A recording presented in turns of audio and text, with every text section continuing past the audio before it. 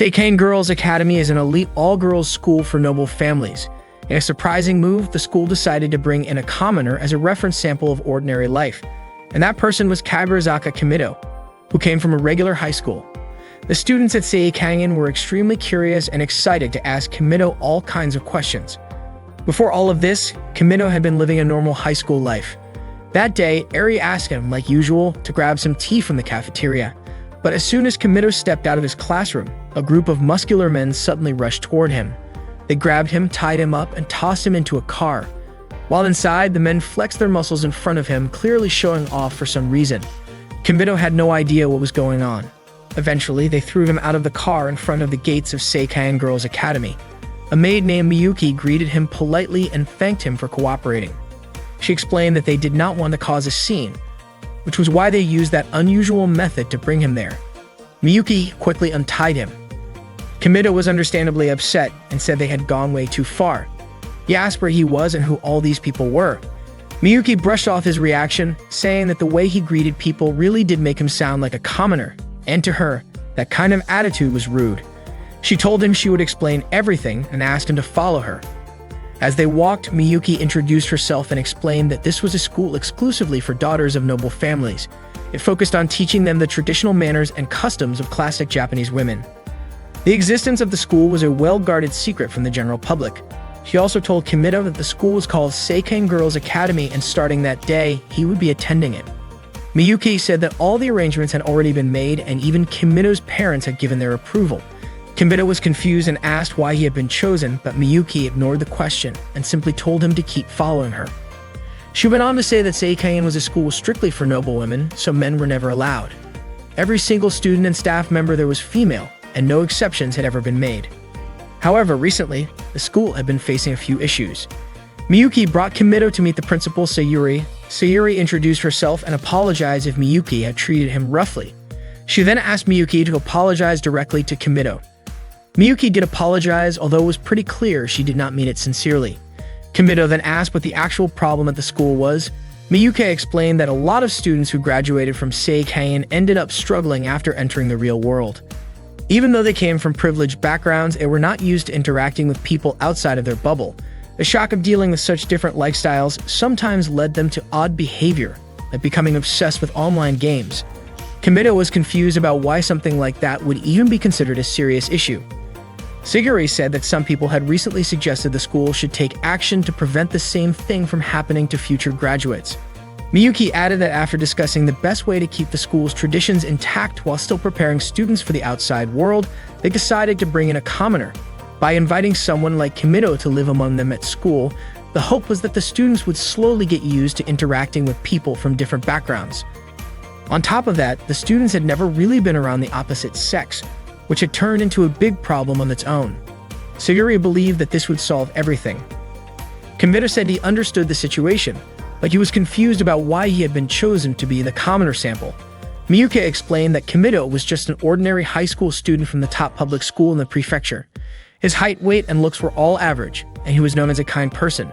Back in middle school, he had even been nicknamed Sebastian. Because of that, Miyuki said he was basically the perfect example of a commoner. However, according to Miyuki, there was one exceptional quality that made Kimido stand out from everyone else. He was supposedly gay, had a muscle fetish, and was attracted to handsome, muscular men. Kimido was shocked to hear that and insisted that he did not have a muscle fetish at all. Miyuki asked if she was wrong because as far as she knew, Kimido never interacted with any girls and always spent time around other boys. That information had come from Kimido's childhood friend, Eri. Kimido explained that Miyuki had misunderstood him and that he was still straight. Sayuri commented that this could be a problem, and Miyuki even warned that it might turn into a serious issue. Kimido asked why that would be. Miyuki explained that if he really was not into muscles, and for the sake of protecting the school's secret, he would have to spend the rest of his life in a place that did not exist on any map. And if he insisted on staying at that school, he would need to be medically neutered in order to protect the purity of the female students. Hearing that, Kimido had no choice but to declare that he loved well-built muscles. Miyuki was surprised to discover that side of him, but she seemed relieved. She informed him that his class would be Class 1. Sayuri reminded him that none of the students at the school had ever interacted with any boys before, so she asked him to be careful and not do anything too extreme. Kimido then walked into his class and he was stunned to see all the students standing in formation, waiting for him. One of the girls introduced herself as the class president of Class 1. Her name was Reiko. She said that she and her classmates had been waiting for Kimido's arrival. The girls greeted him politely, and Kimido introduced himself in return. When they heard Kimido refer to himself using the word "or," they were surprised to learn that commoners talk like that. Suddenly, Kimido's phone rang. The students were confused and asked what the sound was. Miyuki stepped in to calm them down and explained that the object making that noise was called a cell phone, also known as a smartphone. None of the girls had ever seen one before. Miyuki explained that a cell phone was a small, portable telephone commonly used by commoners. The students immediately crowded around to take a closer look at Kimido's phone. They had no idea that such a thin, compact device could be used to make phone calls. Some of them even asked to hold it themselves. They could not believe that Kimido was so used to using something so amazing, and they said commoners were truly incredible. Reiko stepped in and told everyone to give the phone back to Kimido. But they were so flustered they had no idea what to do. Just imagining holding it made their hearts feel like they were going to stop. They felt that way because none of them had ever interacted with a boy before. Reiko finally gathered her courage and returned the phone to Kimido herself. She thanked him for letting them see it. Then all of a sudden, Reiko remembered something she had forgotten. She needed to make him a thank you card right away. Sumire had already prepared some paper and a pen for Reiko to use. Reiko quickly wrote down a thank you card, then tied it with a ribbon, placed it inside the gift box, decorated it with flowers and another ribbon, and finally put the box in a bag before handing it to Kimido. Seeing all of that, Reiko's friends praised her for being thoughtful and always caring. Kimido thanked her and accepted the gift, but since Reiko was a little nervous, she accidentally lost her balance and fell forward. Luckily, Kimido managed to catch her in time. Reiko was so overwhelmed that she ended up fainting, which made all her friends panic. Suddenly, a girl named Aika came into the classroom and immediately pulled Kimido outside. Kimido asked her why she dragged him out. Without wasting time, Aika pushed him and tried to kiss him. She called Kimido a commoner and asked him to let her kiss him. As Aika moved her face closer to his, Kimido pushed her away and asked what she was doing. Aika explained that if she kissed a commoner, her wish would come true, so she believed she needed to kiss Kimido to make her dream a reality. Kimido told her that her wish would not come true just by doing that. Aika insisted she had heard about it from one of her upperclassmen. Kimido asked her whom she trusted more, an upperclassman who never left her room or a commoner like him. Aika let go of him and admitted that she did not really believe it either. She called Kimido a dumb commoner, but Kimido shot back that she was the one being dumb for thinking a kiss could make dreams come true. Aika responded by saying she did not actually believe it. Just messing around, Kimido joked that if she spun in a circle and barked, then her dream would come true. To his surprise, Aika actually believed him and did it right away. Kimido could barely believe what he had just witnessed. Right then, Reiko and her friends showed up to apologize to Kimido. Reiko explained that she and the others were truly worried about him, so they came looking. They were shocked to see Kimido being pulled away like that by Aika. Reiko asked what he and Aika were doing. When she called out to Aika suddenly ran away. Reiko mentioned that Aika never really talked to them, so maybe there was something they did not know about her. Later, Miyuki escorted Kimido to a dorm that would be his new place to live. She even told him there was a private room made just for him. The room had been renovated and Miyuki was confident that Kimido would be satisfied. To his surprise, the room was made to look exactly like his bedroom back home. Miyuki explained that the total costs, including special shipping, renovation, and other expenses to keep everything confidential, was around 100 million yen. Kimido was shocked when he heard that. Miyuki reassured him that she believed he would feel comfortable there. Suddenly reminded of Miyuki's earlier threat about his supposed muscle fetish, Kimido tore up his collection of 5 pictures. That made Miyuki suspicious and wonder if Kimido had been lying about his muscle fetish. To keep up the act, Kimido quickly pretended to be into muscular male figures. Miyuki then told him that from now on, she would be his personal maid. At this school, every student had their own maid to take care of them, so Miyuki would be looking after him from now on. She also informed Kimido that the introduction ceremony would begin at 3 p.m. and asked him to stay in his room and rest until then. All of a sudden, Aika barged into Kimido's room and accused him of lying. She said she had done it 58 times, but her wish still had not come true. Kimido replied by reminding her that he only said to do it 3 times.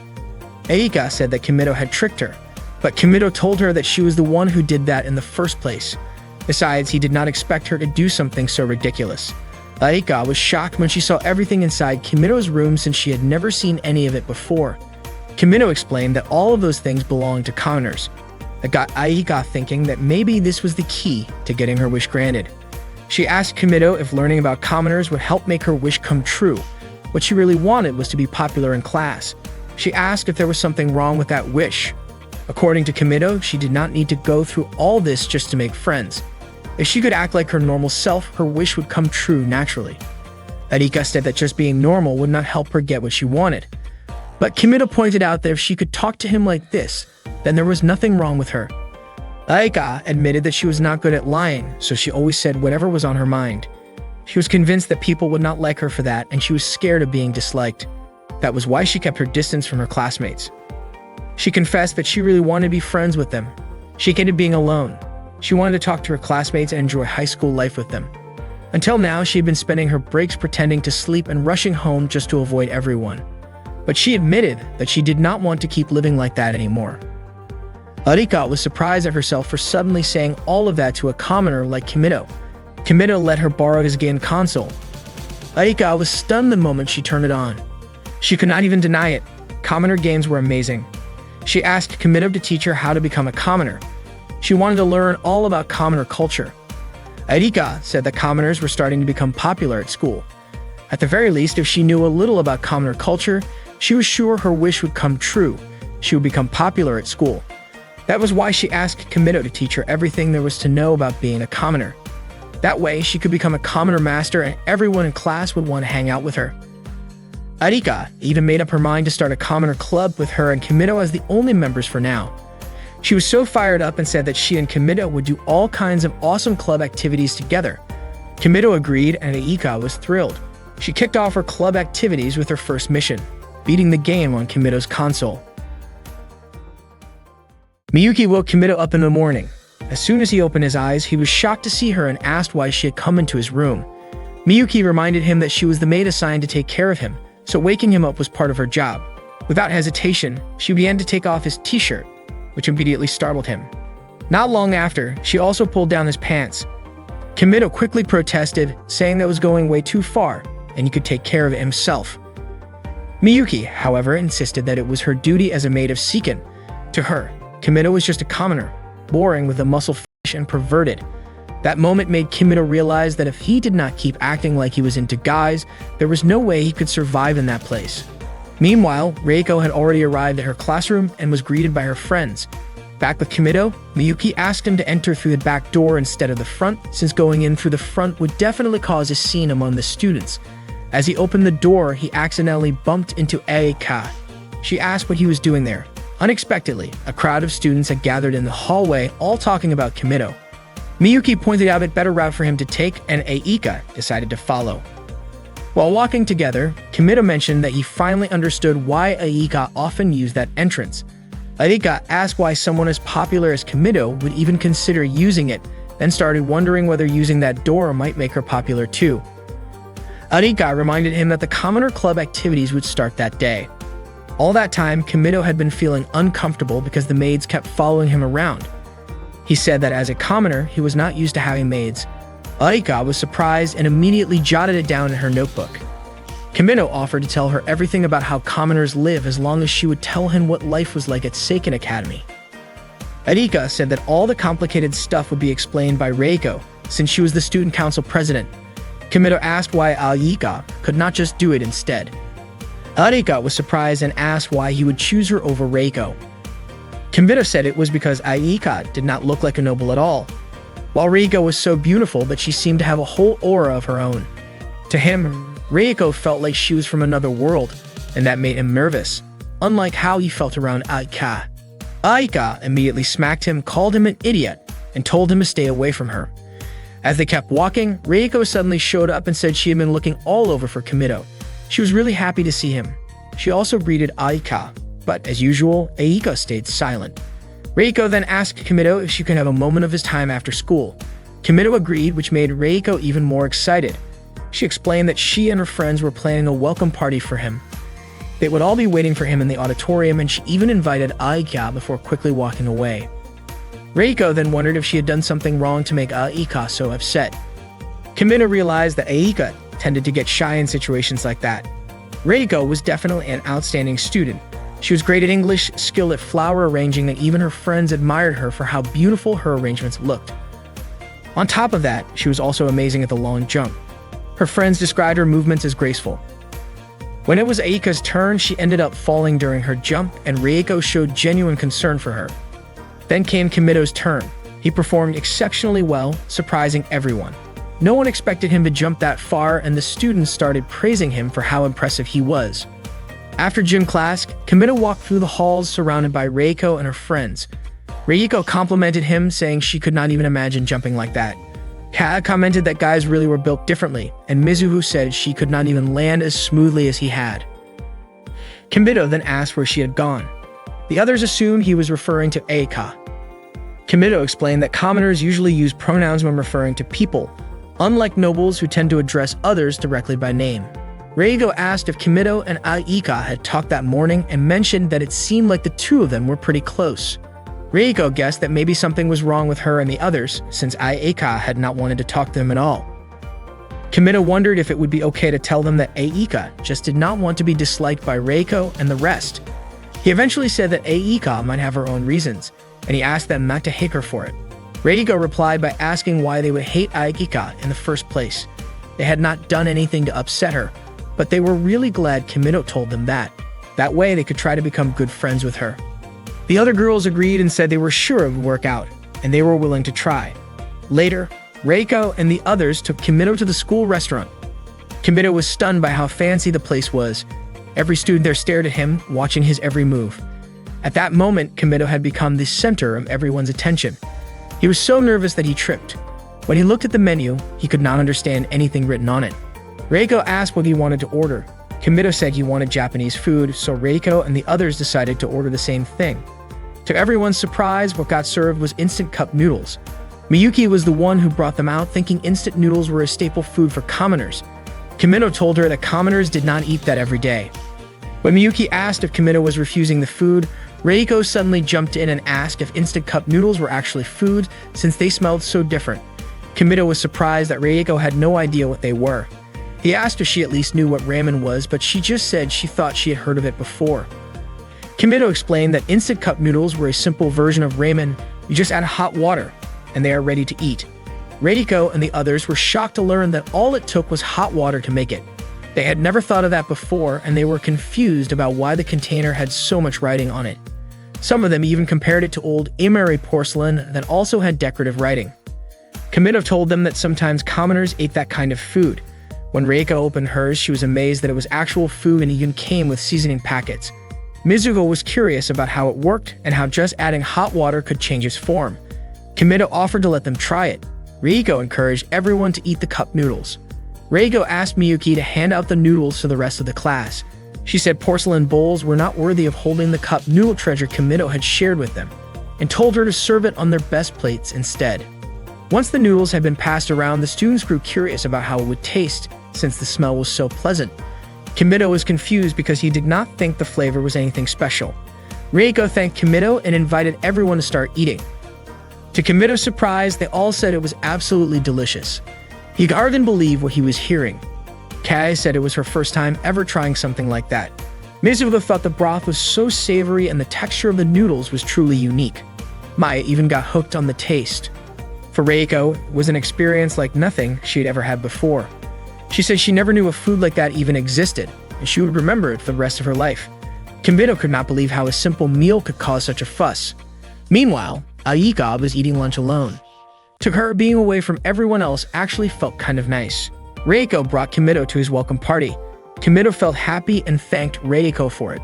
Reiko said she was just glad she got to organize something like that. Then she invited her friends to raise their glasses for Kimito as the new transfer student. The welcome party was incredibly fancy, complete with a violin performance and dancing. Reiko asked if something was wrong with the party, but Kimito said he was just impressed that she could pull off something like that. Reiko told him that he was the impressive one, surrounded by a world they had never known before. She felt that Kimito had opened her eyes to a completely different perspective, and she was genuinely happy to be praised by someone like him. Reiko then invited Kimito to dance. However, he turned her down, explaining that he could not dance and had never danced before. Reiko apologized for not realizing that. Kimito then agreed to give it a try and asked her to show him how. Reiko happily accepted. She was clearly nervous as they got started. At first, Kimito felt like he might be able to pull it off, but as they continued, their movements got faster and they began spinning around wildly. Reiko assumed it was some kind of innovative dance style and figured it must be how commoners danced. Eventually, she started to feel dizzy and lost her grip. Kimito caught her just as the music ended. The other students burst into applause at their performance. Later that evening, Aika came to Kimito's room, clearly annoyed because she had been waiting for a long time. Kimito explained that Reiko and the others had taken him to the welcome party and then asked if Aika was supposed to attend as well. Aika insisted that Kimito tell her everything he knew about commoners for their club activities. Kimito asked for a moment to think about what kind of things commoners usually did.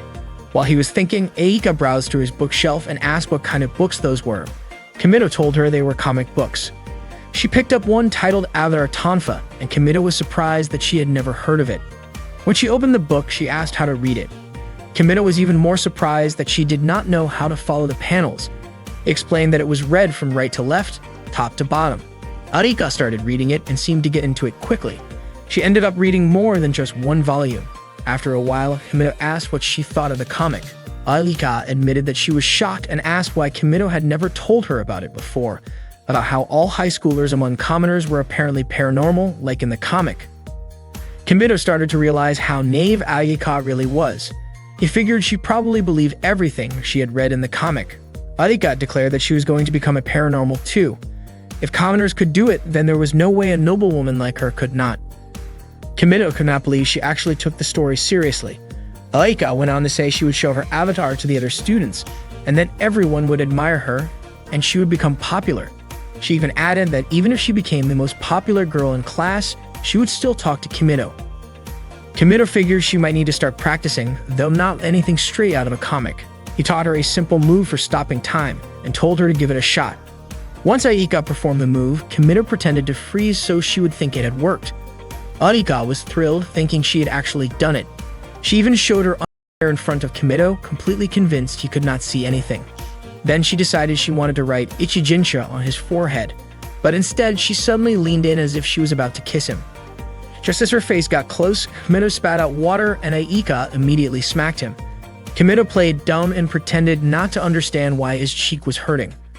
Aika concluded that maybe there was a time limit on how long she could stop time and she needed to experiment a bit more. Out of the blue, Kimito asked what Ichijinsha even meant. Aika was shocked and asked how he knew what she was planning to write. Kimito admitted that it had all been an act and apologized.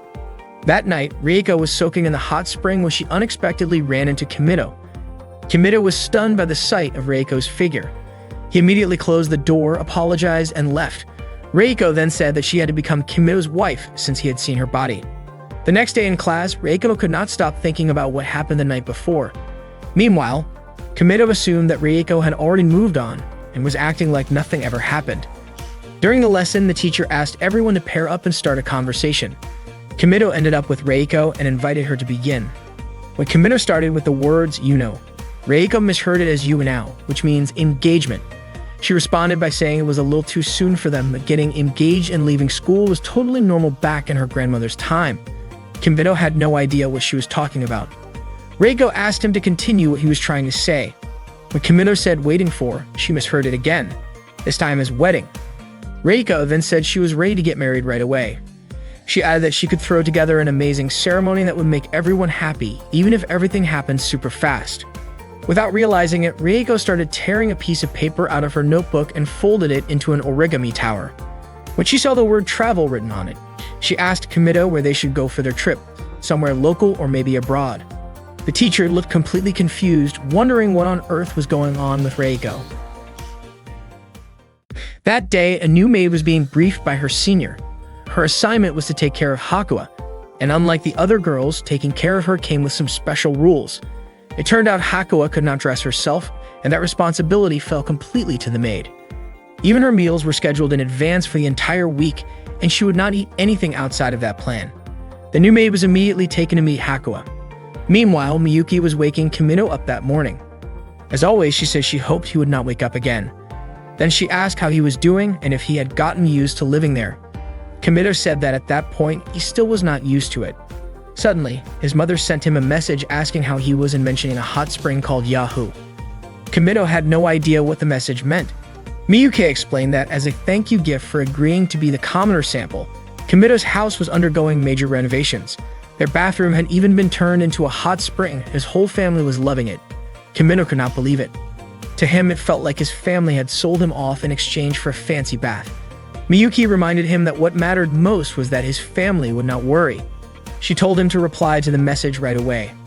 Before he could, Miyuki grabbed his phone and typed out a reply herself. Fortunately, Kimito managed to snatch the phone back in time and deleted the strange message. He was confused why Miyuki had replied without asking him first. Later, while eating at the school cafeteria, Kimito noticed that the students around him were all staring. It did not stop there. Whether he was in class, walking through the halls, or even in the bathroom, people kept watching him. He could not find peace anywhere. During a break in the back garden, Kimito replied to his mother saying he was starting to get used to the place. Then he saw a girl drawing on the wall. Curious, he wondered if she was also a student there. Her name was Hakua. Kimito was about to give her a little scolding when, out of nowhere, Hakua took off her clothes and tossed them aside. He quickly stopped her and handed her clothes back. Just then, two students passed by nearby and Kimito panicked. Worried that they might get the wrong idea, he brought Hakua to her room as fast as he could. Once there, he told her to put her clothes back on. But Hakua suddenly asked if Kimito had been the one who undressed her. He quickly denied it and told her she had taken off her own clothes. Hakua then asked why she would even do something like that. Kimito, of course, had no answer and told her again to get dressed. That was when Hakua said she could not do it because she did not know how to dress herself.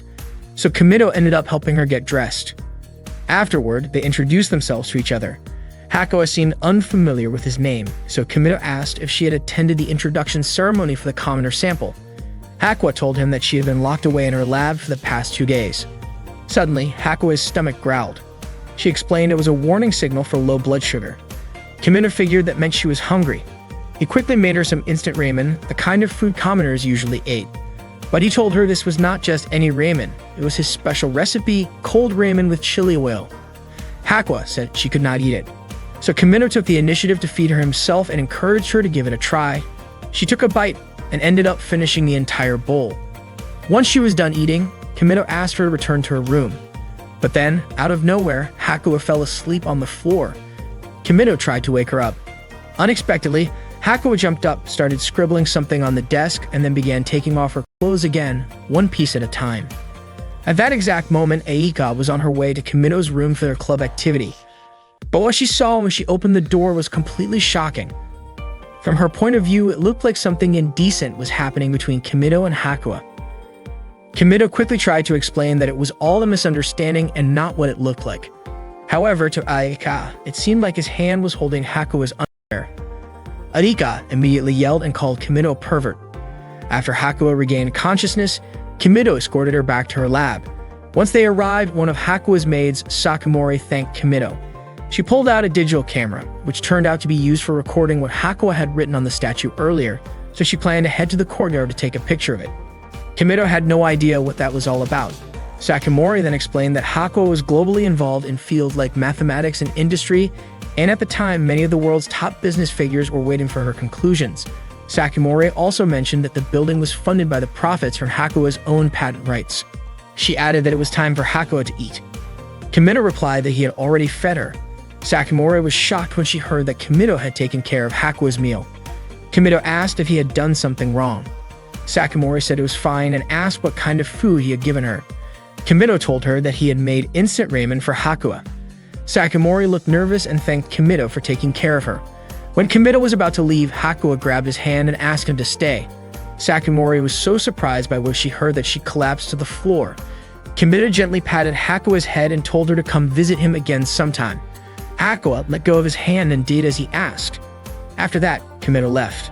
That night, Sakamori told the other maids about how shocked she was by Hakua's behavior. The Hakua they knew would not even wear underwear if left alone. She had never shown interest in anything outside of academics.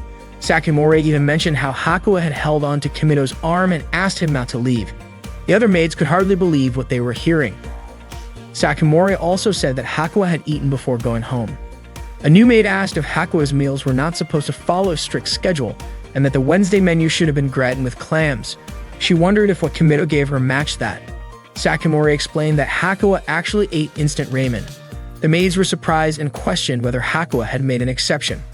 While they were still unsure if Hakua had feelings for Kimido, they reminded themselves that despite how she looked, she was still a 14-year-old girl. That day, there was a flower arrangement class. Kimido was not sure if he could manage it, but Reiko reassured him that everything would be fine. She even offered to help and told him not to hesitate to ask her anything. Suddenly, a girl carrying a katana approached Kimido. Her name was Karin. When a bug flew near her, she screamed and swung her sword to chase it away. The students around her misunderstood and assumed she had just called a commoner a bug. They started whispering that Karin was terrifying. Kimido tried to explain that she was not referring to him as a bug, but Karin cut him off and confirmed it. She went even further and called Kimido a pathetic insect, threatening to cut him down on the spot. She also called him a garbage pond. Kimido asked who this girl even was. Karin introduced herself and said she was going to punish him. Reiko became worried and Eika told Kimido to run. Karin slammed her katana to the floor, which caused leaves to scatter everywhere. Kimido dodged the attack. Karin struck the ground again, all while shouting that Kimido was a filthy insect and a trash pond. She then performed a sword technique that created a whirlwind effect. To everyone's shock, the katana's force ended up shredding the clothes of all the nearby students. They screamed as their clothes vanished instantly. Kimido saw what happened and assumed it was the result of that sword move. Karin, however, blamed Kimido for the indecent scene. Moments later, his own clothes were torn, causing all the students to scream in shock when they saw his body. Karin raised her sword and called Kimido a shameless man ready to stab him. Kimido dodged quickly and shouted that it might actually kill him. Since Karin refused to stop, Kimido had no choice but to stop her by force. Kimido braced himself as Karin launched her attack. Unexpectedly, his pants tore open, leaving him completely exposed right in front of Karin's face. The sight almost made Karin faint. She then asked how strong Kimido was compared to other commoners. Kimido said he might actually be the weakest of them all, which made Karin feel like the technique she had worked so hard to develop was completely wasted on someone so weak. But Kimido praised her technique, saying it was incredible, and admitted that he was not actually the weakest. Karin refused to accept that and demanded a rematch. She said she needed to cut him down to restore her honor. Just as she was about to lift her katana again, her outfit suddenly tore apart. She was confused, especially since she had not seen Kimido make a move. According to Kimido, it might have been a delayed effect of her own technique. Karin could not believe that someone who claimed to be the weakest was actually this terrifying. Kimido insisted he had not done anything at all, that it was all Karin's doing. That was when Karin realized they were on completely different levels. After that, she accepted Kimido as her master since he had defeated her. Kimido was confused and called her a wild beast. Karin warned him that if he turned out to be weaker than her, she would not hold back against him. Kimido said she was treating her own master like some kind of demon world dragon. Karin calmly said that Kimido could do anything he wanted to her. The next day, while Kimido was walking through the school hallway, the other students were gossiping about him. They could not believe he had somehow managed to make Karin serve him. They all agreed that this commoner was really something else. Aidika later visited Kimido in his room.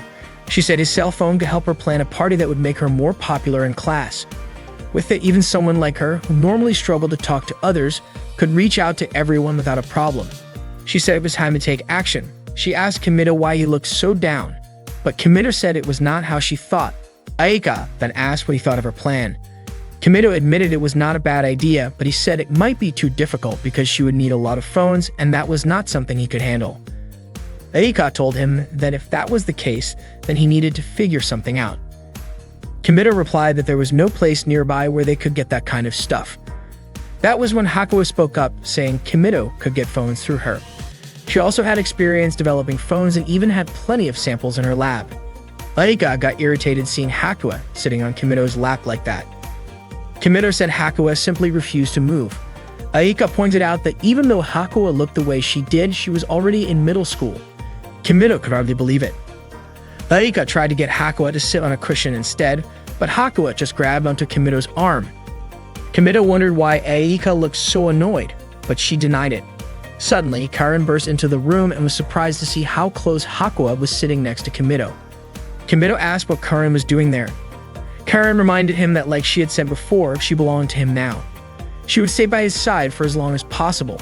and the moment she felt ready to surpass him, she would challenge him again. Kimito said he understood her goal but begged her not to take things too far. Karen was still upset about how Kimito had ended up putting something embarrassing in front of her during their fight. Kimito insisted he had not done anything like that. Aika tried to speak up, and that was when Kimito suddenly realized Aika was still in the room. Aika could not understand why Kimito always treated her so badly. Kimito said that Aika was a sun-pure type who probably had a complicated, conflicted mindset. Aika insisted that she was not its sun-pure, and she reminded him that it was time for their club activities. She told Kimito to ask Karen and Hakuo to head back. Kimito asked what was wrong with them hanging out together and why Aika disliked it so much. Aika suddenly raised her voice, almost blurting out that Kimito had been sitting way too close to them. She then stepped out of the room and saw one of the maids carrying a large box. The maid handed it to Kimito. When Kimito opened the box, it turned out to be filled with cell phones. Hakuo had asked her maid to bring them. She explained that at the time, they could not connect to any phone lines or internet services, and she asked if she should set them up to access the internet. Kimito told her it was enough if the phones could connect to each other, and Hakuo agreed to take care of it. Kimito asked Aika to choose whichever phone she liked. Before doing so, Aika thanked Hakuo. Then Kimito asked what about Karen, but Karen said she was not interested in toys like that. Aika asked Kimito to take a picture of her using the phone. She was happy because her face looked really cute in the photo. Kimito asked if Hakuo wanted him to take a picture of her too.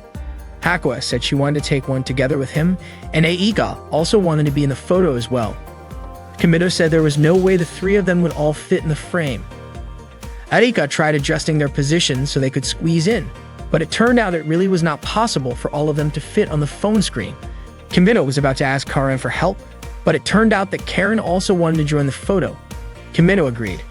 They all moved closer together so they could appear on the screen, but Aika started complaining because her body ended up touching Kimito. During lunch break at school, Reiko and the others invited Kimito to join them for a tea party. Reiko explained that it was not some big event, just a small gathering in her room. She looked a little nervous and said she did not mean anything by it, that it was just something they usually did. She added that it could be a nice opportunity to hang out. Kaya mentioned that although they often had tea parties like that, this time they were inviting Kimito as a special guest. Reiko quickly covered Kaya's mouth and then asked Kimito if he had any plans after school. Kimito said that he did not have anything important going on and agreed to join the tea party. Suddenly, Aika spoke up and reminded everyone that Kimito had plans with her after school. Reiko asked if there was something Aika wanted to talk about with Kimito. Aika seemed nervous and immediately pulled Kimito out of the classroom. She told him they had club activities later and asked if he had forgotten about it. Aika said she did not have time to just relax. Kimito was confused and asked what she meant by relaxing and said that to him her plan did not seem all that important. Aika then asked if he really wanted to go to Reiko's room that badly. She insisted that he go home with her right away since she needed time to get ready for what she had planned. Kimito agreed to go with her. Before leaving, Kimito apologized to Reiko for not being able to attend the tea party. Reiko told him not to worry about it and said she hoped his plans would go well. Kimito thanked her and left with Aika. Later, during the tea party in Reiko's room, Maya asked why Kimito did not show up. Reiko explained that he had something else going on. Maya wondered what kind of plan could have pulled him away and commented that Aika seemed a lot more open with Kimito. Reiko said she believed Aika had probably just asked Kimito for some advice. She figured that maybe Aika felt a bit overwhelmed being around all of them, especially since Kimito was still new to Seiken Academy. She added that Kimito was a great guy, so it made sense that Aika would want to talk to him. Kata mentioned that it seemed like Aika had been spending time in Kimito's room almost every day. She said it felt like they were getting a bit too close. A few days ago, Kata had gone to visit Kimito's room, but when she reached the door, she overheard Aika sounding really into something. That made her hesitate to go in. Lately, Aika had been hanging around Kimito's room late into the night. Meanwhile, Aika and Kimito were at their club meeting. Aika said she wanted to prepare some counter-style snacks like candy. Kimito brought up cheap snacks like yumiabo, which were easy to find at convenience stores. He mentioned that girls would usually buy those to eat in class. Aika liked the idea and decided to call it a commoner after-school snack party. Kimito agreed with the name. Aika looked happy and said it sounded like it would be a lot of fun. She hoped everyone would enjoy it. Back in Reiko's room, her friends were still talking about Kimito and Aika. Maya pointed out how close the two of them seemed in class, from the way Aika grabbed Kimito's hand to how they talked to each other. She said it felt like Aika was clearly going after Kimito behind everyone's backs and that it did not look like just a normal friendship. Kai even said that maybe the two of them were already dating. Maya got even more excited talking about it, especially since they were alone in the room together. Kai guessed they might have been kissing. At that point, Reiko suddenly raised her voice and told them to stop talking about it. Everyone was shocked by how upset she got. Reiko stood up and ran out of the room. The next day, Reiko did not come to school. Kai ended up crying. Kimito came over to check on them and asked what had actually happened. Meanwhile, Reiko was crying alone in her room. Not long after, Kimito came to see her and asked what was going on. But Reiko told him that she could not say anything. Kimito then asked if it had something to do with him. After hearing that, Reiko opened the door and said it was not like that. She then told Kimito about what happened the day before. She also explained that she had yelled at Kae and left the room without saying anything. It was the first time she had ever done something like that, and she did not know what she should do. Kimito offered to help her. When Kimito went to his room, he was surprised to see Aika there. Aika asked about Reiko and mentioned that she knew Kimito had just come from Reiko's room. Kimito asked how she knew that. Aika accidentally admitted that she got curious when Kimito left and decided to follow him. Kimito explained that Reiko was feeling really overwhelmed. Aika guessed that Kimito was probably thinking of a way to help her, and Kimito was confused about how Aika could know that. Aika said that was just the kind of person he was, and then asked if he had come up with any ideas. Kimito thought the simplest solution would be to bring in an outsider to talk things through, but since the whole class was involved in considering Reiko's situation, he figured it would be better to organize an event or something different that could boost everyone's spirits and help Reiko gain more confidence. He started thinking about something related to commoners that nobody at school knew about but could be used to patch things up, but he was not sure what could check all those boxes. Aika suggested that what Kimito was actually planning was an after-school commoner-style party. Kimito asked if that was not the idea Aika had wanted to do herself. Aika said it was fine because she thought there was no better idea than that anyway. Kimito told her she was actually a really kind person. Aika admitted that she had not really wanted to do it at first, but since it was her idea, she also wanted to be more popular in class and enjoy school life with everyone. Still, she could not stand seeing the class like that and did not want to leave Reiko alone. She said she would hate herself more if she did nothing. Kimito once again told her that she was a good person. He even offered to make her a snack, but instead, Aika bumped her forehead against his and called him an idiot. Kimito winced in pain and said he was starting to think she was not such a good person after all. After school, Kimito thanked the students who had gathered and told them they would be having a commoner-style after-school party. He explained that this was something that regular high school girls often did, and he wanted everyone there to try it out.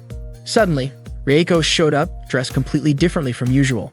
She said "edge poyo," a phrase commonly used by fashionable girls from the commoner world. Her classmates could barely believe that the girl standing in front of them was Reiko. She kept acting playfully like a typical commoner girl. Kimito was genuinely impressed because Reiko seemed to be able to pull off anything perfectly. Kimito mentioned that earlier that day he had asked Reiko to dress like a fashionable girl from the commoner world. Girls dressed like that were usually seen as trendy. Everyone noticed that her hairstyle looked foreign and her makeup was bold and stylish. Reiko then pulled a phone out of her pocket and sent a message. Right after that, the sound of phones ringing filled the room. Reiko asked everyone to check inside their desks. To their surprise, they each found a phone. Reiko asked them to press the message button, and it turned out to be an apology from her. She apologized for making everyone worry. She also specifically apologized to Kae for saying something hurtful. Kae said it was her fault too. Reiko asked Kae to take a selfie with her as a way to remember that they had made up. Reiko took a picture with Kae using her phone. Then she explained to the class that phones could also be used to take pictures and send them through messages. She said that commoner girls usually took pictures like that with their friends and messaged them to each other. Reiko told everyone that she and Kae were friends. Kae was touched and said she would treasure that photo like a prized possession. After that, Reiko invited the rest of the class to take photos with her too. After the event ended, Reiko thanked Kimito for helping her. In fact, she felt like no amount of gratitude would ever be enough to repay him. Kimito felt relieved that Reiko and Kae had made up. Reiko was incredibly happy that Kimito went through all that just for her. Kimito admitted that the idea had not been his in the first place. It was actually Aika's. He probably should have kept that a secret, but because it was Reiko, he decided to tell her anyway. He explained that Aika had really wanted to become friends with Reiko and her classmates, which was why she had originally come up with the event. But for Reiko's sake, Aika gave the idea to her instead. Kimito said that Aika was genuinely kind, which made him feel like he had to do something in return for her. Unexpectedly, what he said made Reiko upset. She ran out of the classroom and headed straight for Kimito's room. Kimito quickly chased after her. When she arrived, she opened the door, and to her surprise, Aika was already in Kimito's room. Out of nowhere, Reiko said she hated Aika. She claimed Kimito had told her everything and even called Aika an idiot. Aika was shocked and annoyed because if Reiko already knew everything, then she should have been thanking her instead. Reiko suddenly lashed out and went after Aika. Aika had no idea what the problem was. Reiko cornered her and repeated that she was being stupid. Aika called out to Kimito asking for help. Reiko was confused about why Aika and Kimito were calling each other by their real names, which only proved how close the two of them really were. Reiko blamed Aika, saying that if Aika had just come to her for advice, none of this would have happened. She was disappointed that Aika gave up and walked away over something so minor. Aika started getting irritated and pushed Reiko back. She told her that Reiko would never understand or even know how she really felt. Reiko then asked if Aika had any idea how much she had worried about her. She said all she could think about was what she was lacking. Reiko also explained that she had been defending Aika from all the people talking behind her back. What Aika fired back, saying she never asked for that. She accused Reiko of always looking down on others just because she could do everything. Reiko pushed her and insisted that was not true. She told Aika that she should have relied more on other people. Aika argued that she had already helped Reiko by letting her use her idea, but Reiko responded that she had never asked for that. After hearing that, Aika started to hate Reiko too. The two of them kept fighting, eventually shoving each other onto the bed. While that was happening, Kimito got distracted, his eyes locked onto the way their firm, soft thighs pressed against each other in a strangely perfect geometric shape. The absurdity of the thought snapped him out of it, and he quickly told them to stop fighting. Both girls yelled at him to shut up, and Aika threw a pillow at him, knocking him over. After that, Reiko and Aika both blamed themselves for how things had turned out. Kimito stood up and told them it was his fault. Once the fight had ended, Aika started playing a console game. Kimito tried to calm her down and encouraged her, saying that she would definitely be able to become a master of commoner culture. From the start, she had never really acted like a noble, especially not the way she talked. Aika said she used to be like the other girls, but in 4th grade, she got really sick with a fever and passed out. When she woke up, her way of speaking had changed completely.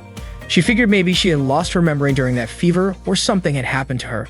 Still, she said she was fine with it, since she never really wanted to get close to anyone anyway. To her, Kimito's games and comics were fun enough. Unfortunately, she accidentally let it slip that she also enjoyed spending time with Kimito. Just then, Hakua and Karen came into Kimito's room. Kimito assumed they wanted to hang out and play games with him. Although Karen would not admit it, Hakua handed him a club application form. It turned out she wanted to join the Commoner Club. Reiko also asked to join the club. Kimito was confused. He did not understand why all of them suddenly wanted to be part of the Commoner Club. Reiko said it was for the sake of her future. Hakua mentioned that she wanted to be with Kimito. Karen claimed she did not want to be with him, but the circumstances left her no choice. Unfortunately, Aika rejected their requests, especially Reiko's. Kimito asked Aika not to act that way because honestly, Reiko just wanted to make up with her. But Reiko ended up saying that if Aika did not like it, maybe she should be the one to leave.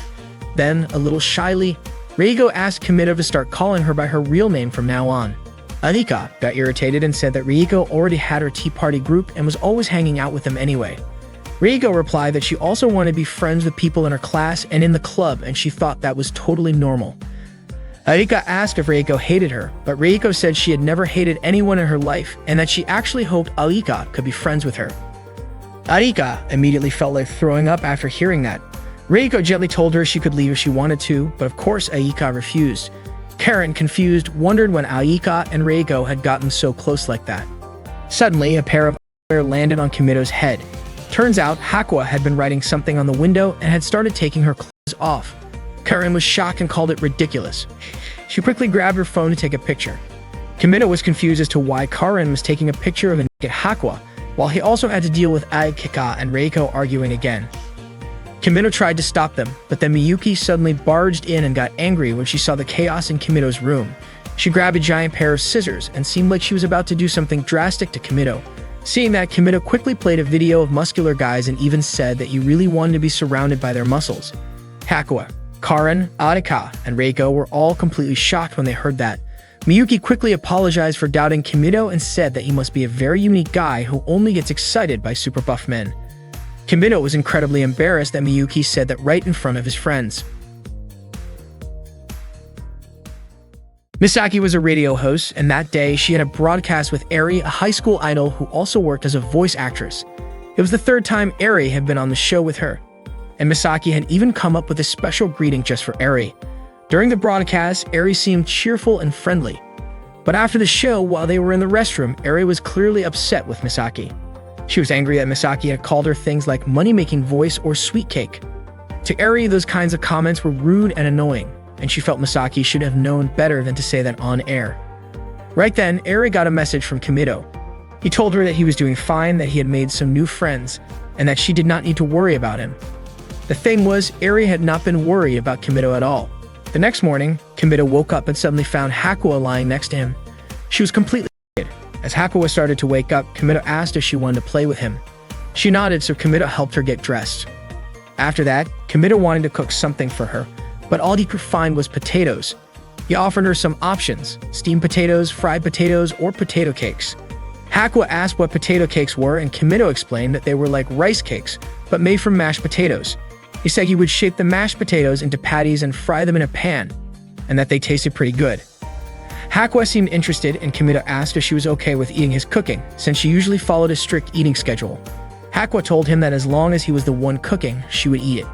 Kimito said he would make something tasty for her. While he was preparing the mashed potatoes, Hakuo asked if there was anything she could help with. Kimito asked her to roll the potato mixture into little balls and reminded her to wash her hands first. After she did, he helped her put on an apron. He told her she looked cute in it, and Hakuo smiled at the compliment. As they worked, Hakuo compared her potato balls to Kimito's. His were all the same size, while hers were uneven. While they were still having fun making them, a pair of panties suddenly landed on Kimito's head. It turned out Hakuo had started scribbling formulas again, while absent-mindedly taking off her clothes, but this time she had not taken off the apron. Kimito quickly helped her put her underwear back on, but he could not help thinking he probably looked like a total creep. Soon the potato cakes were ready. Hakuo tried them right away and said they tasted good. After snacking, Hakuo picked up a small book and started reading. One riddle in the book asked, "What closes when you pass through it, but stays open if you do not?" The answer was a railroad crossing. Kimito was surprised and asked if Hakuo did not know what riddles were. She asked him what a riddle was. Kimito then asked if she remembered going to kindergarten or grade school, but Hakuo said she could not remember anything from kindergarten. When he asked what she used to do in grade school, she replied that she had made ergodic hypotheses, built cargo-carrying robots, and designed a bunch of CPU circuits. So Kimito decided to try asking her a riddle himself. He said, if a father frog goes quack quack and a mother frog goes caro caro, then what sound does a baby frog make? Hakuo answered seriously, saying that each species makes a different sound and that there are 124 frog species. Kimito was a little stunned by her reply. The actual answer was that baby frogs are tadpoles and do not make any sound at all. When she heard that, Hakuo was surprised. Kimito laughed and said she was not very good at riddles. Hakuo asked him to give her another one. Kimito said, when a car goes around a corner, something always drops. Hakuo answered gasoline, but Kimito pointed out that gasoline does not exactly get dropped. Then she guessed spare parts, which Kimito thought sounded kind of scary. Next, she guessed a person, which he said was even more disturbing. He was about to give her the real answer, but Hakuo said she wanted to think a bit longer. After a while, she answered tire molecules. Kimito replied that if that were the case, then cars would drop those even on a straight road. The correct answer was speed. He laughed again and teased her about not getting the answer. Hakuo wanted to try one more, but unfortunately, Kimito had run out of ideas. Not long after, Sakimura came to pick up Hakuo, but Hakuo said she wanted to stay with Kimito a little longer. Kimito told her they could hang out again tomorrow, and Hakuo agreed. He walked her back to her room, and just before she went in, Kimito noticed a boy doll lying on her bed. Hakuo looked embarrassed and quickly stepped inside and shut the door. At that time, Reiko was hanging out in her room with Aina and Karen. They were chatting about how close Kimito and Hakuo had gotten, and Reiko asked Aika what she thought about it. According to Aika, it had clearly gone too far. At first, she had not really paid it much attention, but lately things had been out of hand. Whenever she tried to have a quick word with Kimito, Hakuo would suddenly get even more flirtatious with him, which completely distracted Kimito. Then, when they played games together, even though Hakuo was already clinging to Kimino, she still acted like he was ignoring her.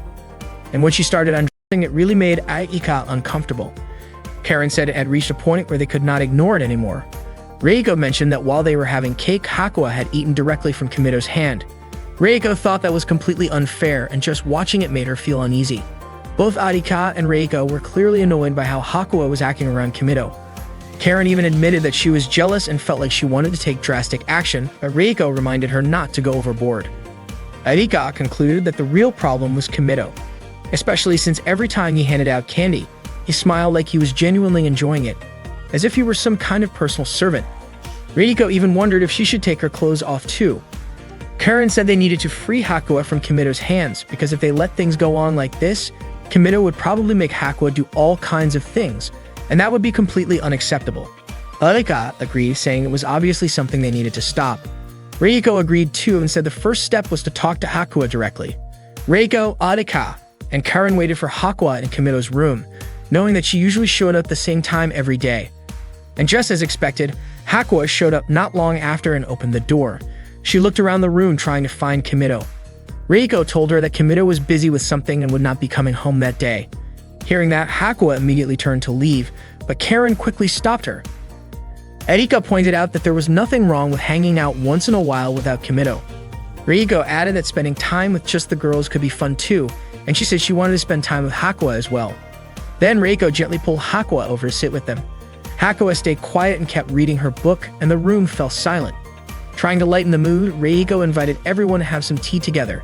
She served tea and brought out some cakes to share, but Hakuo kept her eyes on her book and stayed silent. Reiko then offered Hakuo some of the cakes she had prepared, but Hakuo did not respond at all. Reiko asked Aika and Karen why they thought Hakuo would not eat them even though she had prepared them just like usual. Aika guessed maybe Hakuo just was not hungry, but Karen said that was not the issue. She explained that Hakuo would only eat if someone fed her by hand. Otherwise, she would refuse. Karen even tried feeding Hakuo herself, but surprisingly, Hakuo still refused even though she usually accepted food that way. With no other option, Karen decided to go all out and pretend to be Kimito. She announced that she was Kimito, someone who liked muscular guys and girls who looked like they were still in grade school. Then she tried feeding the cake to Hakuo again, but even then, Hakuo would not eat it. Karen had no idea why it was not working this time. There was food lined up right in front of Hakuo, but she had no interest in any of it. Reiko was at a loss for what to do, so she called her maid, Sumire, and asked her to bring food that matched Hakuo's usual eating schedule. A little later, Reiko served tuna sushi rolls, and right away, Hakuo started eating. Arika finally understood Hakuo would only eat food that was planned and scheduled. Just as they were about to start talking to her, Hakuo suddenly began writing out a formula and looked like she was about to take off her underwear. Reiko and Aika immediately stepped in to stop her. Karen said it was completely ridiculous, but she had to admit she was kind of enjoying the chaos. After that, Hakuo fell asleep. Reiko could not believe that Kimito went through all of that every single day. According to Ayaka, Hakuo was easier to manage whenever she was with Kimito. Reiko then asked if that meant Hakuo had closed herself off to the rest of them. Not long after, Sakimori showed up to pick up Hakuo. Reiko gently woke her up, and once she was awake, Sakimori invited her to return to her room. Hakuo noticed that Kimito was not there and said there were only friends in the room. Hearing that, Aika smiled. Before leaving, Hakuo said in a loud voice that the daddy frog's sound was quack quack, the mommy frog's sound was kero kero, and then she asked what sound the baby frog made. Reiko realized it was a riddle. Karen said Hakuo was absolutely adorable. Arika responded by saying that baby frogs were tadpoles, so they did not make any sounds. Hakuo was surprised that Aika could figure it out. Meanwhile, Kimito was playing a game voiced by Eri, something he had not done in a long time. The game character was named Marika. She was upset that Kimito had left his girlfriend, her, for an entire month. Kimito apologized, but Marika assumed that he hated her now. The game was called Marika-tan Pero Pero. Marika asked Kimito how he felt about her, and he told her that he really liked her. Marika asked him to say it again, claiming she had not heard it the first time. Kimito leaned his face close to the game screen. Just then, Erika opened the door to his room and asked what he was doing. Kimito explained that he was playing a game and that the woman on his phone was his girlfriend in the game world. Erika was honestly grossed out. Kimito was not playing because he liked the game itself, but because the voice actress was someone he knew. Erika did not really understand what he meant by that. Kimido explained that when the game character spoke, the voice was actually someone he personally knew. Aika was really curious and wanted to hear the character's voice for herself. Kimido told her to try chatting with the game character. Marika and Aika introduced themselves. Marika asked if Aika was Kimido's friend. Aika nervously said yes. Marika laughed and told her not to be so tense. Aika really enjoyed the conversation with the game character. Not long after, an announcement came from the intercom calling Kimido to the principal's office. He quickly left the room. Marika then asked Aika to be her friend, and Aika happily agreed, even jokingly saying, "Until death do us part." Suddenly, Reiko walked into Kimido's room and was surprised to see what Aika was doing. Aika explained that she was making friends. She told Reiko that if she was looking for Kimido, he was not there and neither were Hakua and Karin. Since Aika was busy, she asked Reiko not to bother her. Reiko stepped into the room and said she wanted to read a book. Aika found it odd because Reiko usually did not like being alone with her. Out of the blue, Reiko asked why there were always women on the covers of Kimido's books. Aika guessed maybe it was because the female character was the protagonist. Reiko found it strange considering the books were meant for male readers, but every volume had a woman on the cover. Aika said she had no idea and suggested that Reiko go back to her own room to read. Reiko then asked why Aika was reading in Kimido's room and why she was still lying on his bed, since reading while lying down was a bad habit. Aika got annoyed and said Reiko was being way too picky. Then she moved to sit on the floor. Reiko quickly pointed out that Aika's underwear was visible, which made Aika immediately cover herself and call Reiko a pervert. Reiko told her she was the one being inappropriate, acting too relaxed just because Kimido was not around. Aika got annoyed because Reiko was being too noisy, so she went back to her room. Reiko, on purpose, mentioned that when Kimido returned, it would be just the two of them. Hearing that, Aika changed her mind about going back to her room and instead grabbed a book from the shelf. Reiko asked what book Aika had picked up, but Aika told her to stay away. It turned out the book Aika grabbed had a cover featuring a woman. Reiko was surprised since most of Kimido's books were like that. Aika guessed that maybe Kimido was kind of pervy. Reiko immediately scolded her, saying that to her, Kimido was a real gentleman. Aika replied that maybe he was a real gentleman and a pervy one. Reiko did not argue. She believed Kimido was definitely into girls. At the time, Reiko was reading a comic and she really liked one of the characters. She felt the way the character talked and behaved was kind of unusual, but when it came to solving problems, she gave it her all and cared more about others than herself. Aika, on the other hand, preferred the main character. Reiko did not think the character was anything special, which Aika disagreed with. She thought the character was kind and well-liked by everyone. Aika opened Kimido's fridge looking for snacks, and she and Reiko found a bottle of some drink they could not identify. To Reiko, it looked like juice, or maybe something commoners would drink. Aika said she wanted to try it, and Reiko said she did too, but Aika would not let her. She even said that if it were any other girl, she would have shared, but not with Reiko. Reiko gave up and walked away. Suddenly, Aika called out and asked Reiko to grab some glasses, since she decided to share it after all. Reiko smiled, clearly excited to try it. But the moment they tasted it, they immediately spit it out. Reiko said the bubbles tasted weird. Aika was confused and asked why Reiko had to spit it right at her. Since her clothes got dirty, Aika started taking them off and Reiko scolded her. Aika explained she was taking them off so they would not stick to her. Reiko ended up taking her clothes off too. When she saw Aika's clothes just lying there, Reiko reminded her to fold them properly. She felt like Aika lacked basic manners, especially since she was a student at Seikan Academy. Reiko tried to make Aika hand over her clothes so she could fold them herself, but she slipped and fell right on top of Aika. Reiko's body landed on Aika, making it hard for her to breathe. Reiko quickly apologized, but Aika told her to get that gross thing off her face. Reiko got offended when she realized Aika was referring to her chest. They kept bickering back and forth until they realized Kimido was standing there, watching them. He noticed a comic book near them that had a romance story between two girls, and he immediately apologized for interrupting.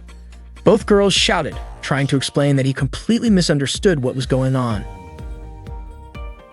The principal of Seikan Sayuri called Kimido into her office to inform him that the construction for the school trip destination had been completed and that tomorrow, he and his friends would be visiting the place. Kimido asked what kind of place they would be going to. Miyuki explained that the school had built an amusement park to introduce commoner culture to the noble students, and it had been named the Commoner Park. Sayuri wanted Kimito to help the students at the Commoner Park because, according to her, ever since Kimito arrived at Seikaen, the atmosphere at school had become much livelier. Reports even stated that there had been no negative impacts on the students despite their initial concerns. Sayuri also admitted that having a male student around had made the girls more spirited. Kimito was surprised to hear this. Miyuki mentioned that although Sayuri called Kimito a man, in reality he was just a pervert who loved muscular men. Kimito immediately protested being labeled that way. Miyuki asked if she had said anything wrong and added that she would even cast Kimito right then and there for the girls' safety. Hearing that, Kimito quickly declared that his dream was to become a muscular man covered in oil. Sayuri asked Kimito to share his experiences about commoner life and to serve as a full example for the students. She said that the reason Kimito was born was for this brief moment, which made Kimito wonder just how cheap his life was. The next day, the female high school students of Seikaen set out on their trip to the Commoner Park. While still on the bus, Reiko confessed that she was curious about what the Commoner Park would be like and that she could not wait to get there. Kai asked Reiko if they had arrived, and Maya urged Reiko to get off the bus quickly. Kimito told Aika that the school trip was the time for the Commoner Club he had established to shine, meaning it was Aika's stage. Kimito believed that if Aika performed the way she had practiced, she would be just fine, and he kept cheering her on. The students then entered the Commoner Park. Before entering, they were briefed that the park had been built so they could experience the life of commoners, and they were encouraged to enjoy it fully. A large lift carried them down into the Commoner Park. Kimito was confused because the students did not seem to feel anything special when passing through the gate. He wondered what exactly they found so impressive. Inside the park, they were shown a model of a town near a train station. All the students were thrilled, and Mizuho nearly fainted from excitement upon seeing the Commoner Park. It turned out that it was the first time the students had ever seen traffic lights and crosswalks. They immediately tried to cross the street themselves, and soon after, all the students scattered around to explore the park. Kimito asked Aika if she was having fun visiting the park, and Aika nodded. Suddenly, a pile of tissues fell on Kimito. Miyuki explained that it was a tissue distribution, a common practice near train stations. She also mentioned that the tissues were soft and included moisturizer to prevent skin irritation, so no matter how many tissues they used, their skin would not be harmed. Miyuki then introduced them to one of the most iconic attractions for commoners, a restaurant. As soon as they arrived, the restaurant staff welcomed them. Miyuki instructed them to place their orders at the counter, where the menu was displayed for them to choose from. They had to tell the staff what they wanted to order. Reigo asked if they could sit down right after ordering. Miyuki explained that they needed to wait for their food there, which shocked the students because it meant they had to keep standing. Maya wondered how many minutes they would have to stand, and Kaya commented that even just eating seemed like a hassle for commoners. To make it even more surprising, Miyuki explained that at commoner restaurants, they had to carry their own food to the table, and this practice was called self-service. The students were amazed, and Reiko said it would be a tough lesson for them. Maya started to realize just how spoiled she had been. All the students agreed that commoners were really impressive. Reiko even said she was willing to wait an hour or two, and Maya agreed as well. However, Miyuki pointed out that they would not need to wait that long because the restaurant was a fast food place famous for its quick service. Their orders would be ready in just 1 or 2 minutes. They were all shocked to hear that. They could not even imagine how it was possible to serve food that quickly, and they started to wonder what kind of creatures commoners actually were. Miyuki then told them to go ahead and place their orders. Kimito reminded Aika that it was time for her to do it since he had already taught her how to order earlier. She just needed to ask for a teriyaki burger set and a cola zero. Kimito encouraged Aika to actually try it out, asking her to step up to the counter and place her order. Kimito noticed that Aika looked nervous, which surprised him. Then, unexpectedly, Reiko confidently stepped forward to the counter to order. Her friends cheered her on, calling her amazing. When Reiko reached the counter, the cashier greeted her and asked if she would be dining in. Reiko replied that she would not be eating in, but at a table. Miyuki quickly explained that the cashier meant whether she wanted to eat at the restaurant or take the food to go. Reiko started thinking that if it was packed to go, it would be like a snack for tea time. The cashier then showed her the menu. Kimito guessed that Reiko probably did not understand it, since even he sometimes got confused about what to order. Reiko stood there silently, looking a little lost. Seeing that, Kimito told Aika it was her chance to step in, but Aika stayed frozen. So Kimito walked up to the counter himself and mentioned that the most popular item was the teriyaki burger set. He also said there was something called Dika Max, but the portion seemed way too large for one person to finish alone. Reiko decided to order the teriyaki burger set. The cashier then asked what drink she would like. Kimito suggested ordering iced tea and Reiko agreed. After that, the cashier asked her to wait at the counter for her order. Reiko thanked Kimito and told him he was amazing. Next, it was Karen's turn to order, but she got distracted by the toys on display.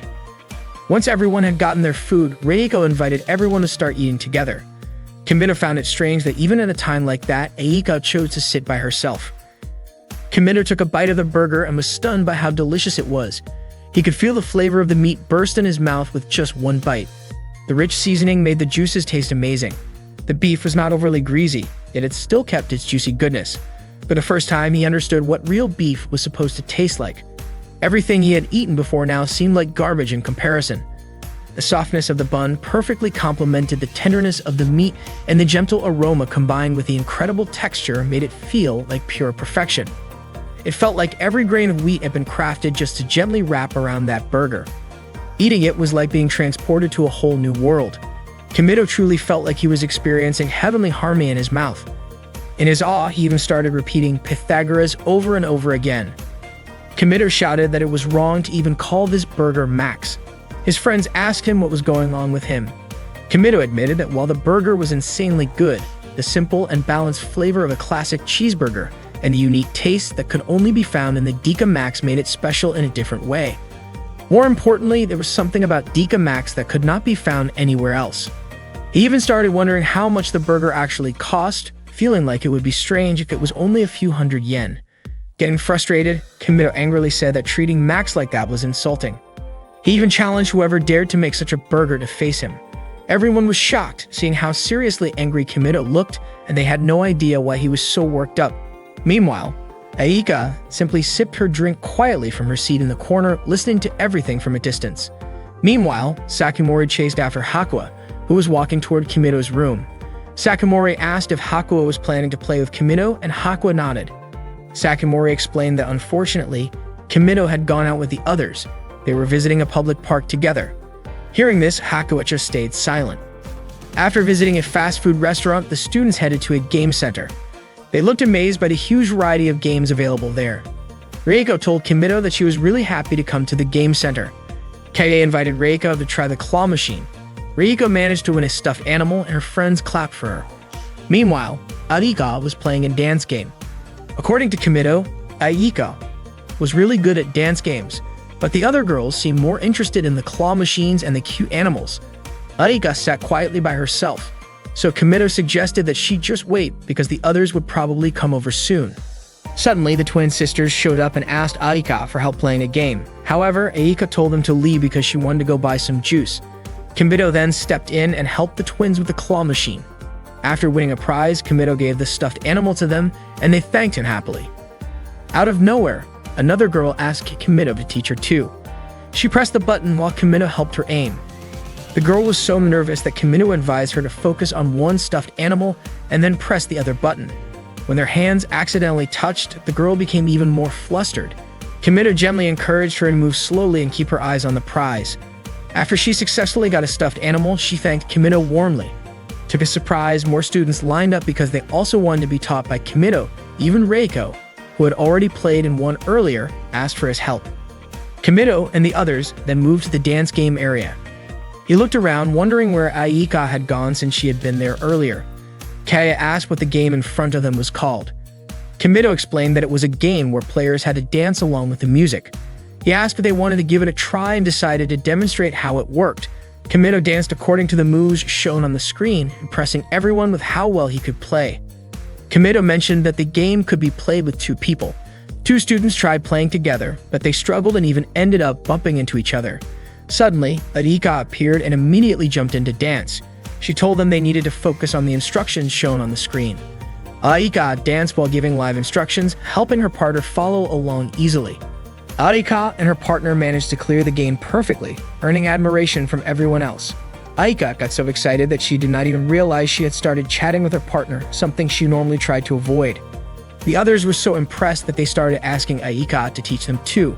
Seeing their enthusiasm, Aika felt truly happy, thinking that her dream of becoming popular might finally come true. After they had their fill of games, they went to Starbucks to enjoy some coffee. Meanwhile, Karen was happily playing with a dog nearby.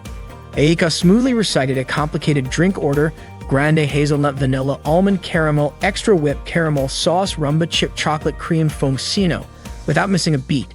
Her friends were amazed and praised Aika, saying she was incredible. They even started relying on her because she looked so confident. Aika was absolutely thrilled to hear their compliments. The group joked about how commoners needed to cast complicated spells just to order coffee. They were not even sure if they could manage it themselves. Aika explained that the order she said earlier was an advanced one and reassured them that they could start with something simpler, like a hot or iced latte. Seeing how close Aika and the others were becoming, Rieko grew noticeably gloomy. Even when Aika came over to join them, Rieko still seemed down. At one point, the group asked Aika what the small hole on the coffee cup lid was for. They wondered if it was meant for drinking. Aika was not sure either, but she wanted to show them how to drink through it. Unfortunately, Himina did not manage to stop her in time. Aika burned her mouth on the hot coffee, making her cry out in pain. Rieko immediately worried about her, but Aika quickly insisted that she was fine, even though she had clearly been hurt. While her friends were enjoying their coffee, Karen kept chasing after a dog. Out of nowhere, Kimido asked if they ever used their phones. Since they met each other every day, they hardly ever used them. Kimido then asked if they rarely sent messages to each other. They explained that they liked to keep it a secret from their other friends, so they usually only did it right before going to bed. Curious, Kimido asked about Aika.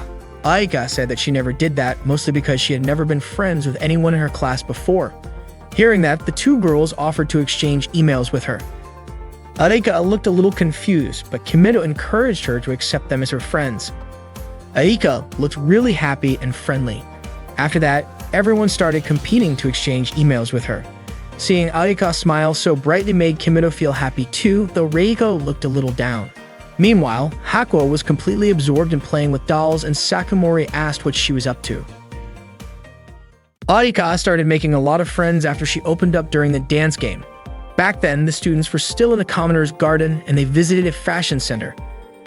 Aika explained to them that the tears in the jeans were not because they were damaged, but because that was the design. That was what people called fashion. Her friends praised her for knowing so much about the world outside. Aika was even excited when they asked for questions about the clothing styles at the fashion center. Kimido figured that with things going this well, there should not be any problems.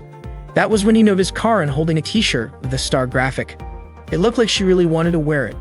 She stood in front of the mirror, holding the shirt close to her body. When she put it back on the shelf, she looked a little confused because the fold was different from the rest. Kimido told her to leave it alone since a store clerk would take care of it anyway. Suddenly, Karen told Kimido not to get the wrong idea. She said she was not interested in items like that and just happened to pass by. She insisted it was not her style and that she usually never went near something that's silly. Kimido encouraged her to give it a try and asked if she actually liked the shirt. Karen got irritated and pulled out her katana. Kimido reminded her that he had already defeated her before without even lifting a finger, and if he really meant it, he could easily make her disappear from this world. Karen started trembling in fear, and Kimido decided to have her try on the shirt. Just as he was about to give the command, Karen suddenly started taking her clothes off. She told Kimido he could do whatever he wanted with her until he was satisfied. Kimido quickly told her to just put on the shirt. Karen was thrilled as she walked into the fitting room. Not long after, she said it was pointless because she looked ridiculous in it. Kimido told her it was cute, so it should be fine. Karen said she did not want to be seen wearing something like that, which only made Kimido more curious. He asked her to open the curtain. When Karen pulled the curtain aside, Kimido said the outfit looked great on her, but then he realized how much of her thighs were showing, probably because the hot pants were too small. Kimido had known from the start that Karen had a curvy figure, and he liked that about her. But the tiny hot pants made her curves stand out even more. Her pale skin looked so soft that it reminded him of pudding or maybe even something like pork belly, but he immediately thought comparing her to that would be too disrespectful. He admitted that Karen was the very ideal thigh enthusiasts dreamed of with the most stunning beauty. He even found himself saying King Arthur over and over again. Karen said she was ready to be laughed at because she knew it was embarrassing, especially since her legs were so thick. Kimido told her legs were not thick at all, but actually perfect and amazing. He asked her not to blame herself too much because even if the whole world was against her, he would still like her just the same. Hearing that made Karen emotional. Kimido asked her to keep wearing the outfit and to show it to him because he wanted her to wear it everywhere, all the time. Out of nowhere, Karin hit him on the head and shouted that he had to take responsibility for what he had said. Then she quickly ran away. Later that night, Aika was in a good mood because she got messages from several friends on her phone. Reiko, who was with her, said that messaging each other like that sounded fun. Aika apologized for troubling Reiko since they were sharing a room, but Reiko did not seem to mind. Aika said that at first, they used to hate each other, and now they were sharing a room. Aika added that they were still enemies, and Reiko agreed, saying she really hated Aika. Aika was confused about why Reiko looked so upset, but Reiko told her she was not mad at her. Aika brought up the email she had sent to everyone and asked Reiko to take a look at it. Reiko wondered why Aika did not just ask Kimito for help instead. But no matter what, Aika really wanted Reiko to read it because the email was important. It explained why she had been avoiding everyone all this time. Reiko asked why Aika was asking her specifically. It turned out that it was because Reiko was the most popular girl in class. Even if she could be a bit annoying, that was just the truth. Aika said Reiko seemed to really understand how people felt and always knew what to do. The way Reiko spoke and helped others was something Aika admired, which was why she wanted Reiko's opinion. Maybe Reiko hated her, but Aika felt like she had no one else she could rely on, so she sincerely asked for her help. Hearing all that, Reiko finally agreed, and Aika was clearly happy about it. When Reiko read the message, she said it was way too long. From start to finish, she felt like it never got to the point. The apology at the beginning dragged on, and if Kimito read it, you would probably find it too heavy. Reiko told her to come up with something simpler and pointed out the parts that should be cut out. After Aika shortened the message, she showed it to Reiko again. The message now explained that the reason she had been avoiding everyone until then was because she always spoke her mind, and one time it ended up hurting a friend. Ever since, she had kept her distance from people because she was afraid it would happen again. But the truth was, she really wanted to be friends with everyone. She also apologized for how she had been acting and said that from now on, she wanted to get along with everyone. Aika asked Reiko if the message was good enough now, but Reiko still thought it was a bit too long. According to Reiko, it did not need to be that wordy, especially since they were all already friends. Aika then sent the message to everyone in their class. She thanked Reiko because thanks to her, Aika was finally able to connect with her classmates. Now she would have lots of friends. The next morning, Miyuki woke Kimito up like usual, saying she wished he would never wake up again. Kimito was puzzled because Miyuki had always acted that way, but he started to wonder if she really disliked him. Still, Miyuki always did her job as his maid flawlessly. Suddenly, as if she could read his mind, Miyuki said that being a professional was something she took pride in. She added that someone like Kimito, who only had 5 neurons, was easy to read. Kimito asked if someone with just 5 neurons was supposed to be impressive, and Miyuki said yes. That left Kimito wondering what Miyuki really thought of him. That morning at the school restaurant, the students were having breakfast together. Aika was about to call out to Reiko, but her 2 friends invited her to eat with them. Around that time, Kimito saw Aika being invited to join a tea party after school by her classmates. He was glad to see that she had finally made some friends. Reiko walked over to Kimito and invited him to eat with her. After breakfast, Kimito ran into Aika in front of the elevator. He said he was happy that she had made friends with everyone. Aika told him she was happy too because she had finally found her courage. Kimito said she had worked really hard, and Aika said that once she gave it a try, it actually felt easy. Kimito told her not to get too full of herself, but Aika said it was all thanks to him and thanked him. Kimito replied that the Commoner Club was now officially over. It was clear now that the club's true purpose had been to help Aika become more popular. From that day on, she would be joining her classmates for tea after school and joining a normal club. In other words, she had finally come out of her shell. At that moment, the elevator opened and they went their separate ways. At that moment, Kimito was enjoying a relaxing soak in the hot spring by himself. He felt pure bliss since it had been a while since he had taken a bath like that. Suddenly, Aika showed up at the bath and they both screamed in surprise.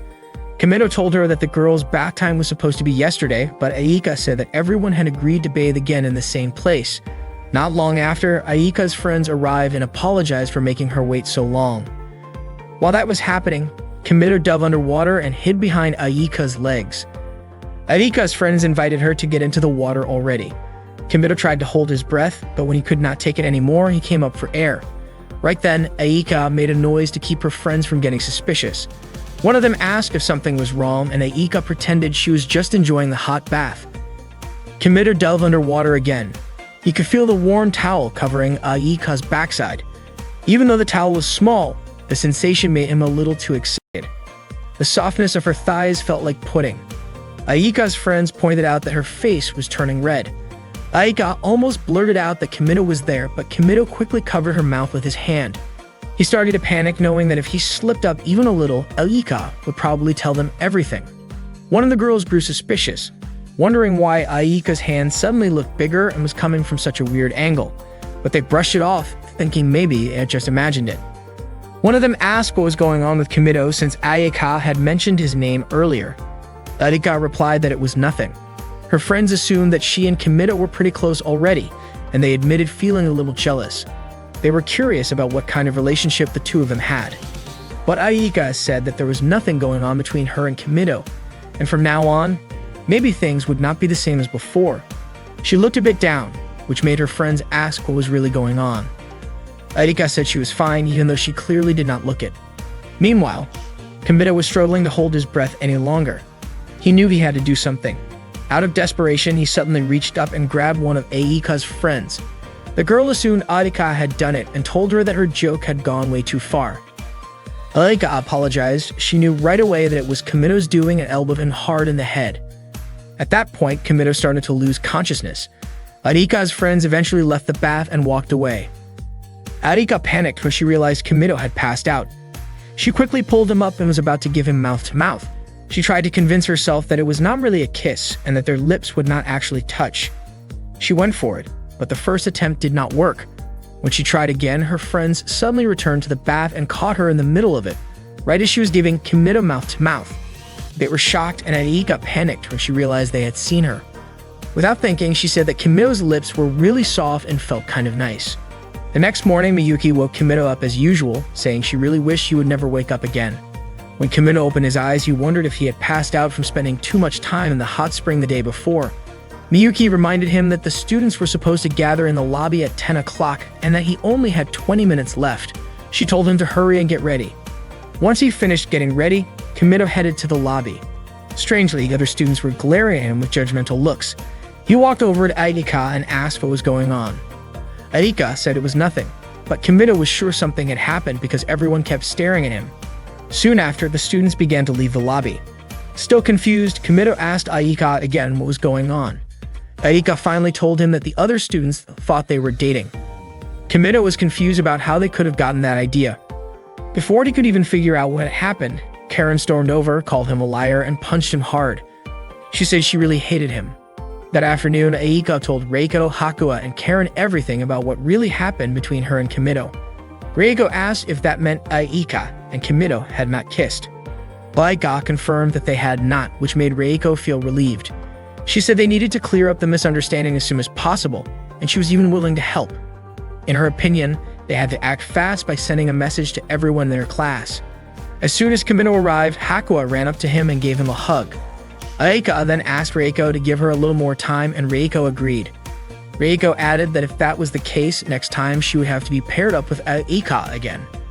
Aika was confused as to why Reiko seemed so happy about that, but Reiko quickly denied feeling happy at all. Aika started wondering just how much Reiko hated her, since she looked so cheerful in that kind of situation. Hearing that, Reiko tried to deny it. Aika then said that just yesterday, she had thought Reiko might actually be a good person, but now she had to admit she really disliked her. Not wanting to back down, Reiko said she disliked Aika too. Watching the two of them go back and forth like that, Kimito could not help but smile.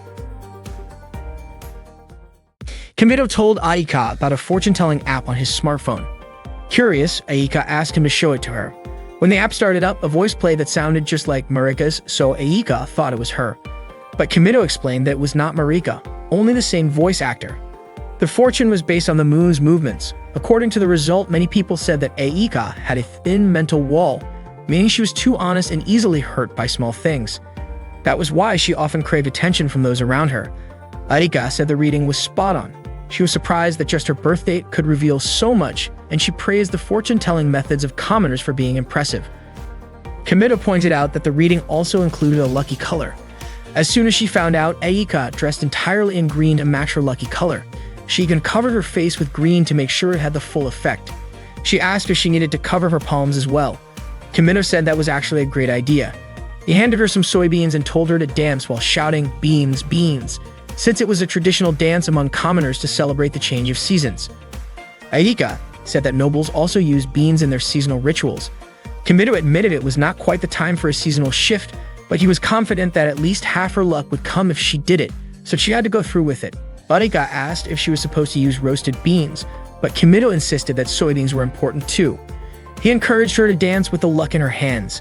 Aika began dancing right away, yelling, "Beans, beans." Kimito complimented her and said it was time to finish it with a gets pose. Aika danced again and wrapped it up with that pose just as Reiko, Hakua, and Karen entered the classroom. Reiko asked who was hiding behind the green outfit. Kimito explained the fortune app to Reiko, Hakua, and Karen. Then it was Reiko's turn to hear her fortune. It said that thanks to her sharp observation and analytical skills, she would do well in management. The reading also revealed that Reiko enjoyed being around others and was the type of person who never gave up on love. Reiko was impressed. It felt incredibly accurate. Aika agreed, saying that commoner fortune-telling was really on point. Next was Hakua.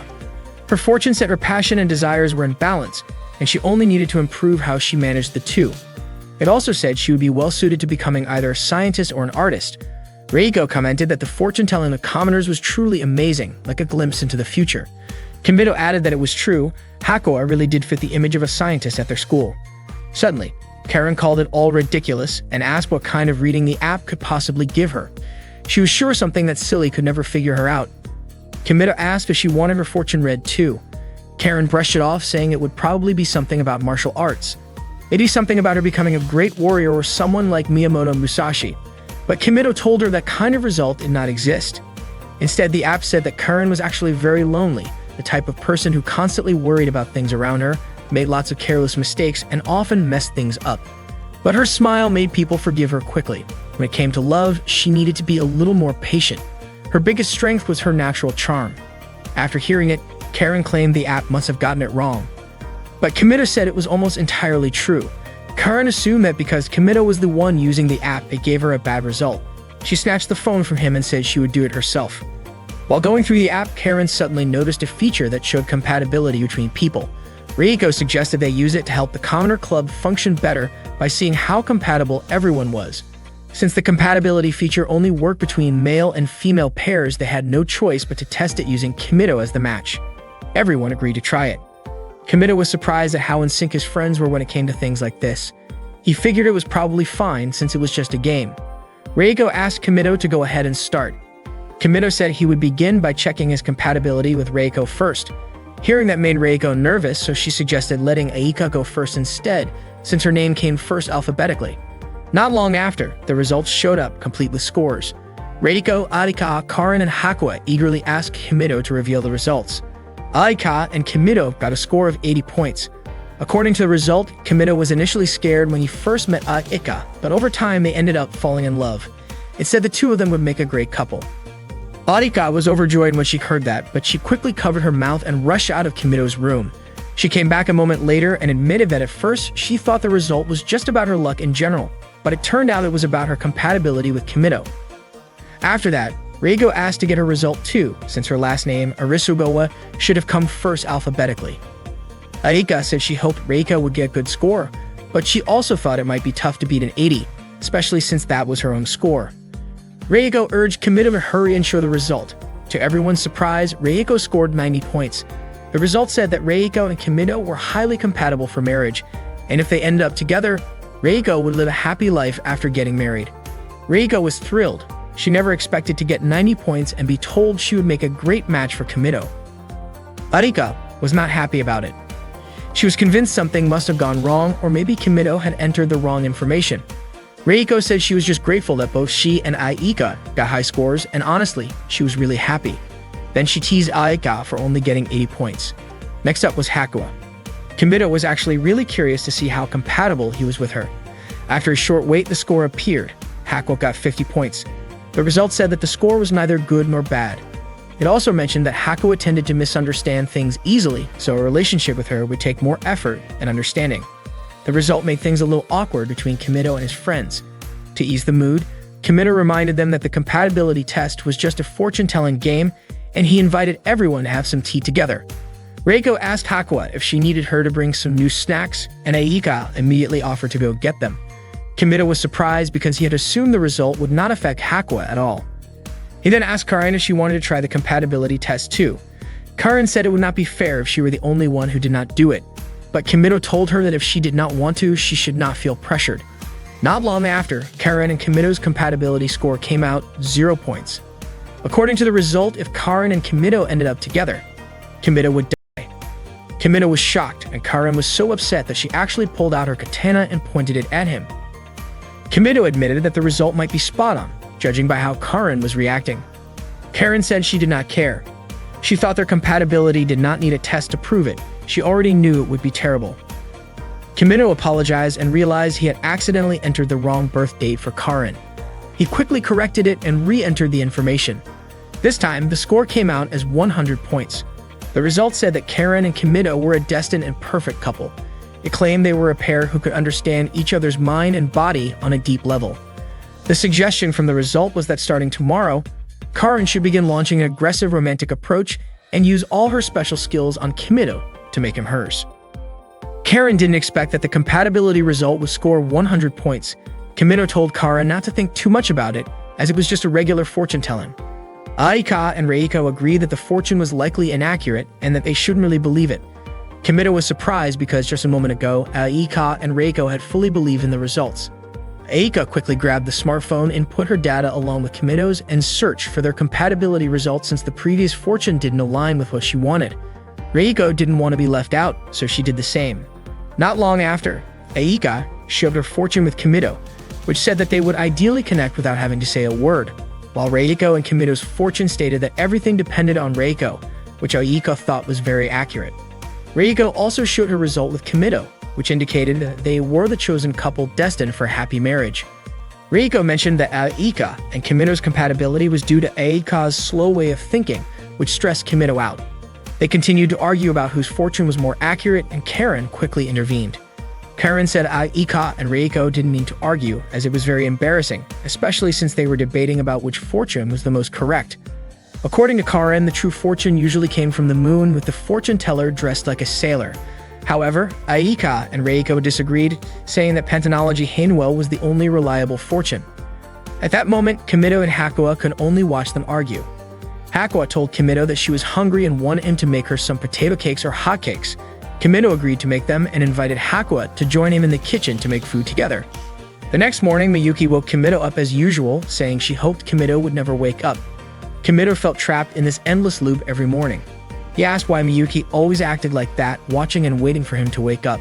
Miyuki replied with a question, asking if there was a rule that made her have to answer Kimido's question. Kimido said that there wasn't such a rule. Miyuki explained that she was a maid assigned to Kimido, and waking him up was part of her job. She also admitted that she didn't actually want to work for Kimido, but as the head maid, if she couldn't fulfill her duties, it would make her regret it, so she had to keep watching Kimido and wait for him to wake up. Even just watching Kimido became part of her job. Miyuki even threatened Kimido with scissors when he said something she considered sexual harassment. Kimido got scared and asked Miyuki to put the scissors away. He told her that she didn't need to wake him up anymore since he had an alarm on his phone. Miyuki, however, wanted to destroy Kimido's phone, considering it an enemy of her job. She warned that if Kimido kept insisting, she would get serious and even wear roller skates every morning to wake him up with a triple axel. Kimido thought that would look weird, but Miyuki said that if that's what Kimido wanted, she would wake him up the usual way. Miyuki quickly left, telling Kimido to hurry up and change his clothes. After changing, Kimido watched a match between muscular men until Karin approached him. Kimido asked what was going on with Karin, and it turned out that Karin had remembered a suggestion from the fortune that said she should start making aggressive moves and use all her special abilities on Kimido to make him hers. Karin immediately showed Kimido her swordsmanship skills. She told him that her special ability was using a katana and asked if it was impressive. Kimido, frightened, quickly responded that it was indeed impressive.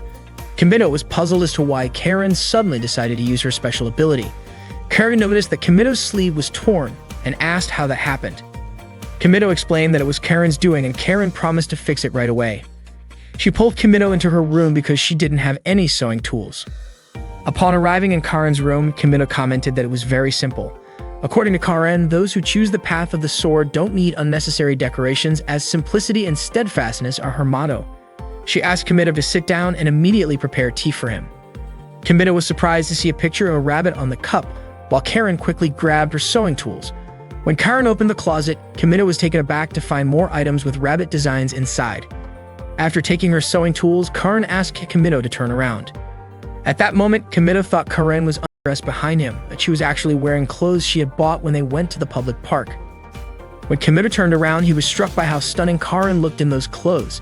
He told her that they suited her perfectly, just as he had said before. Karen told him not to misunderstand just because the outfit was simple, but Kimito insisted that it suited her and made her look beautiful. Karen mentioned that she would probably continue wearing it, but not for Kimito.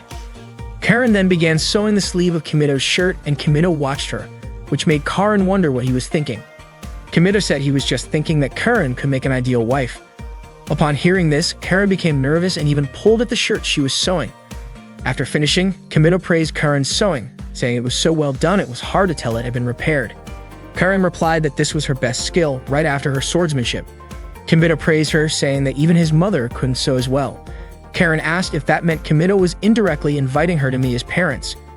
She also mentioned that Kimito's underwear was torn and that she could sew it too, but Kimito refused, saying that if he took it off, he would be half naked. Karen insisted taking the underwear to fix it, which caused Kimito to fall. She apologized and approached him, commenting that Kimito's arms were slim, though different from a woman's, and that it didn't mean anything special. She was curious how Kimito could be stronger than her. Karen said, wasn't his palm rough from always holding a sword? She sometimes worried if what she was doing was right, especially lately, when she wondered if women should be too strong. Kimito responded that the roughness of Karen's hands and the strength of her muscles were proof of her hard work. Everyone knew what she had done, and it could be said it was beautiful. Hearing this, Karen felt touched. Suddenly, Reiko, Aika, and Hakuya entered Kimito's room, but there was no one there, even though Aika had heard from her friends that Kimito had gone to Karen's room. At that moment, Karen suggested that Kimito hide in the closet. Kimito wondered why they needed to hide from everyone else. As they squeezed into the closet, their bodies were pressed against each other. Kimito leaned against Karen's chest because the space was too cramped. Before long, the closet door opened. Aika and the others were shocked to see this, and Aika wondered if Kimito was doing something in the closet. Accidentally, Aika saw a wrestling video on Kimito's smartphone.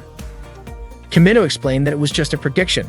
Aika wondered if Kimito had to do what the prediction said, and Kimito quickly decided to try it out. Hakuya remembered the result of the fortune-telling that said her compatibility with Kimito was 50, which wasn't particularly good or bad. Since Hakuya was the type of person who could easily misunderstand things, it required extra effort for them to truly understand each other.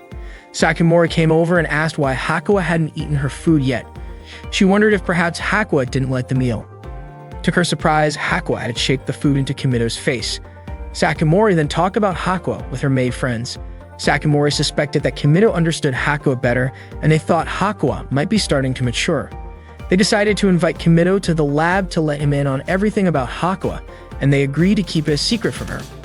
While they were gathering in Kimito's room, Aika asked what a maid cafe was. Kimito explained that a maid cafe was a cafe where the maids were the workers. Aika then asked if commoners didn't have maids, since she had often heard about it in Kimito's manga. Some of the stories even had strange things like robot waiters and former terrorists who liked to shoot and had slimy tentacles coming out of their bodies. Karen called it perverted, but Kimito explained that the maids in those novels and mangas were just the creators' fantasies. In the real world, commoners didn't have such maids. He explained that the maids working in a maid cafe weren't like the maids who worked at the school. They were maids working for specific purposes. For commoners, maids were figures who were idolized, as they were considered out of reach and even treated like idols or special beings. Reiko asked if Kimito felt the same way. Kimito said that since coming to Seikain and seeing so many maids working so diligently every morning, he couldn't help but feel moved. Reiko then asked if Kimito liked maids, and Kimito didn't deny it. If that was the case, Reiko wanted them all to learn about the maids of commoners at a maid cafe. They all agreed, and Reiko said she would make a reservation. Later, Reiko, Aika, Karen, and Hakuya wore maid outfits to welcome Kimito. Reiko greeted Kimito and said she never expected to be a maid serving him. She first asked how many people Kimito was ordering for, and Kimito said just for one. Reiko then led Kimito to his table, handed him a menu, and told him to choose his order. Once he made up his mind, he could call her again. Aika quickly corrected Reiko's phrasing, saying it sounded odd to ask how many people Kimito was ordering for, especially the line about calling her once his order was decided. Kimito explained that it was just an act. Reiko suggested that maybe Aika had her own way of thinking, so they didn't have to hesitate about asking Aika to leave. Aika was annoyed by this comment and asked if Karen and Hakua thought it was strange too. Karen admitted she hadn't really thought about it that much. Aika then got irritated that Kimito was just staring blankly and not saying anything further. Kimito explained the difference between the maids they knew and the maids commoners considered. For example, when Kimito ordered juice, the maid would bring it with love and care. Reiko didn't quite understand what Kimito meant, and Aika asked Kimito to demonstrate. Reiko also pleaded with Kimito to show them, and Aika insisted that if Kimito didn't demonstrate, she wouldn't understand.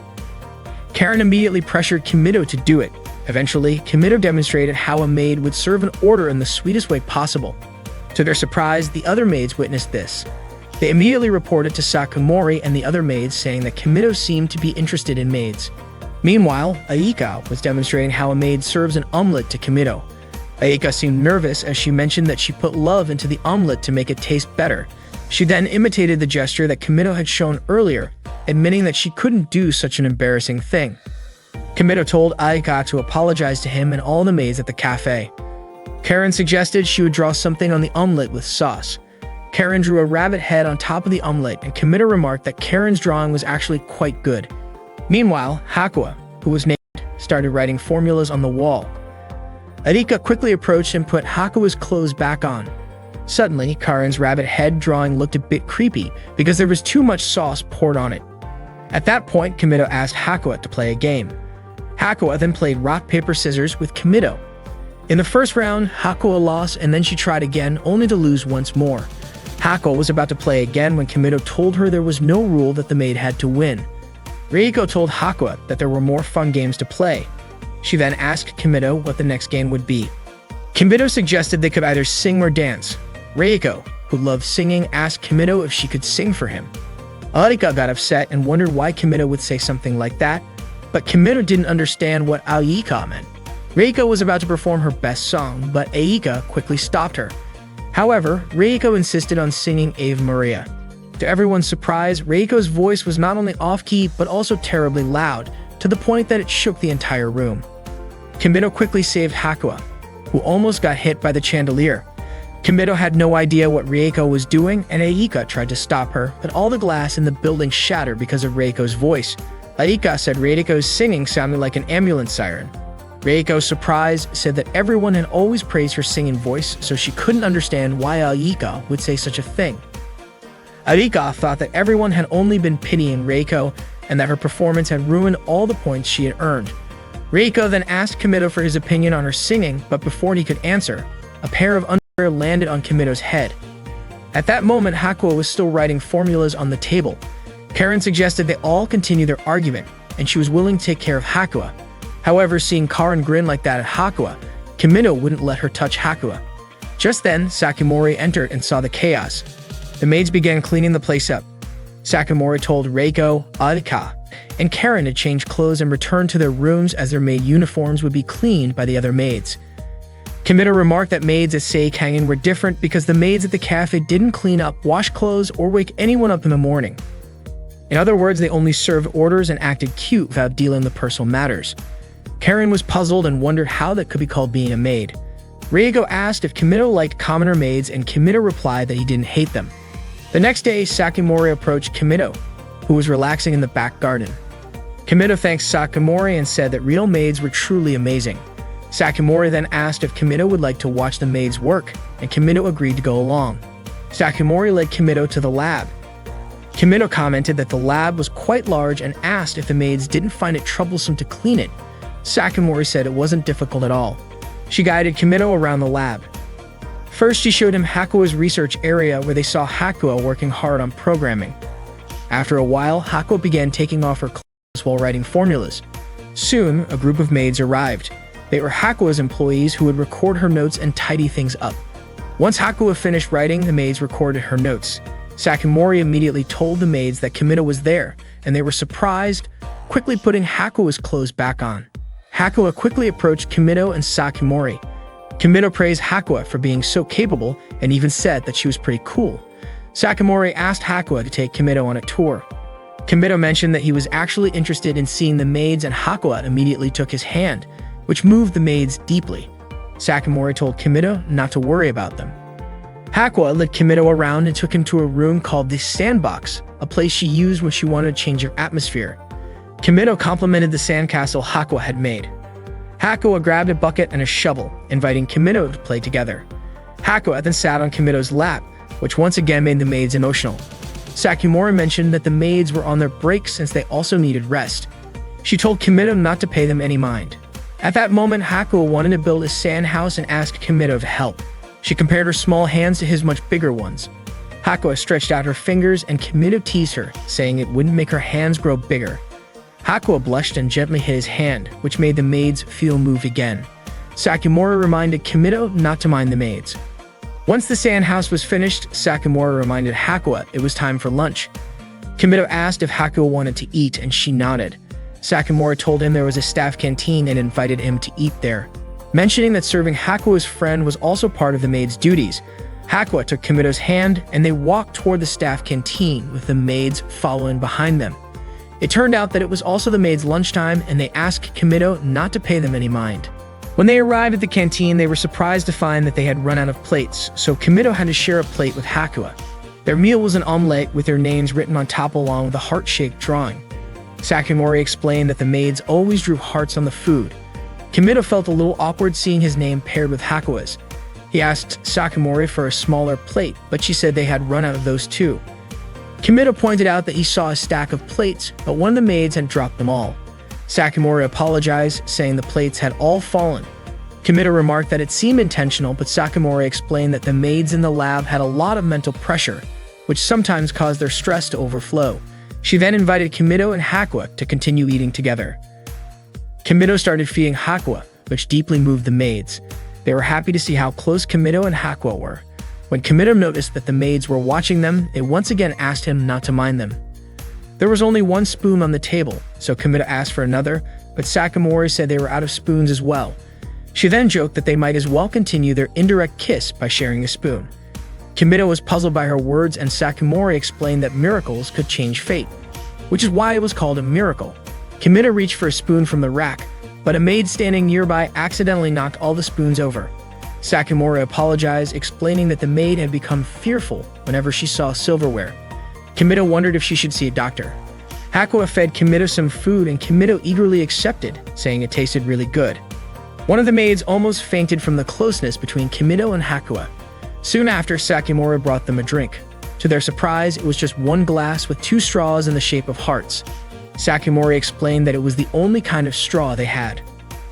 Kimido was puzzled as he saw a pile of straws there, but Sakamori explained that all of them were defective because their tips were closed. Kimido agreed that sometimes there are straws like that, but he didn't think all of them could be that way. Sakamori then invited Kimido to enjoy his drink. Kimido was certain that things wouldn't end until he had finished it.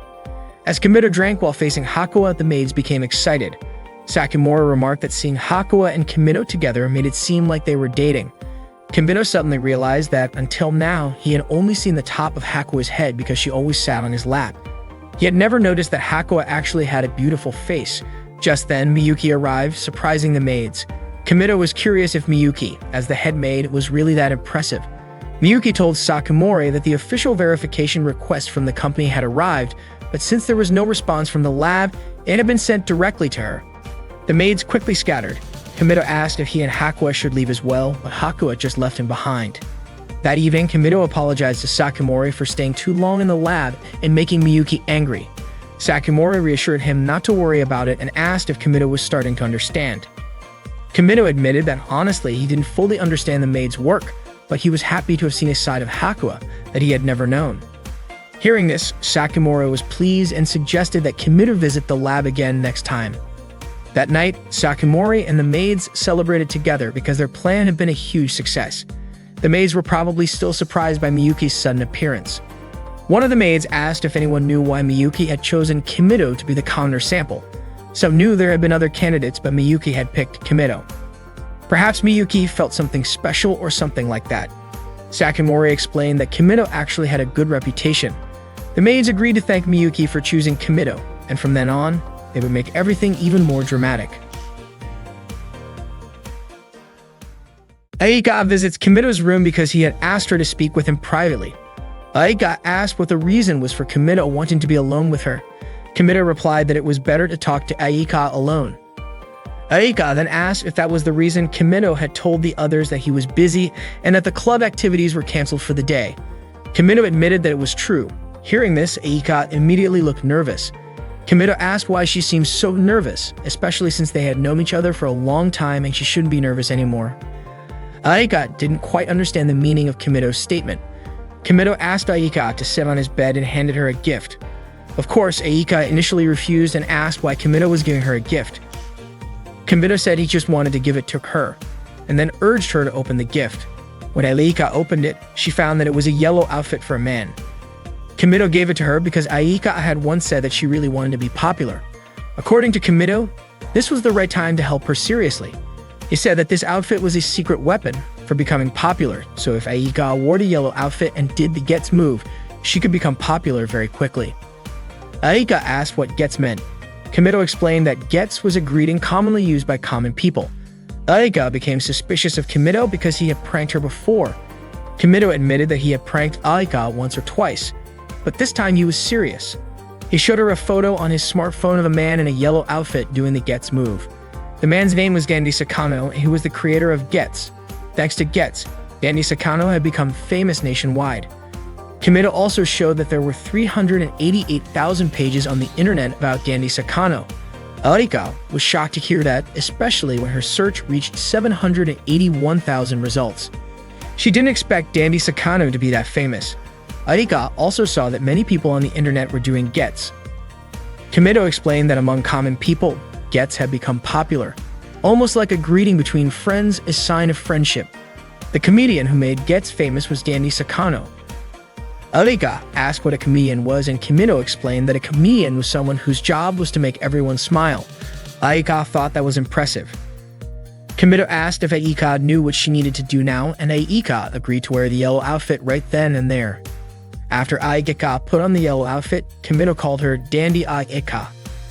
Aika immediately did the gets move, just like Dandy Sakano, but Kimito told her that her movement wasn't perfect yet. He asked her to spread her legs more and crouch slightly. Aika did the gets pose again, and Kimito quickly took a photo of her. Aika suggested showing it to the others, but Kimito demonstrated the next technique, which was to do the gets move while spinning. Aika tried the spin several times with a new technique. This technique was called the spinning gets. Then Kimito demonstrated the final move, where Aika would make a satisfied face, raise her right hand and knee, and then quickly move backward as if disappearing from the stage. Kimito praised Aika for doing it perfectly. Aika was thrilled with her new knowledge, and Kimito felt that his mission was complete. It was time for him to tell Aika the truth. He was sure that Aika would punch him. However, just then, Aika excitedly ran out of the room to show the others so she could become popular. Kimito was surprised and immediately ran after her. As he rushed out, he accidentally bumped into Miyuki. Kimito unintentionally touched Miyuki's smooth and soft thigh, which felt unlike regular skin. He hadn't expected the beauty of Miyuki's thigh, which seemed to go on forever. Kimito realized that his head was actually inside Miyuki's skirt. He immediately apologized to Miyuki for his accidental touch.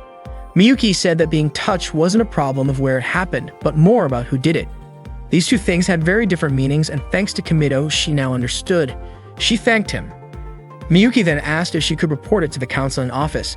Kimito tried to apologize again, but he suddenly remembered Aika and rushed to catch up with her. Miyuki asked why Kimito had given Aika a yellow shirt. Kimito explained that the shirt was for the Commoner Club.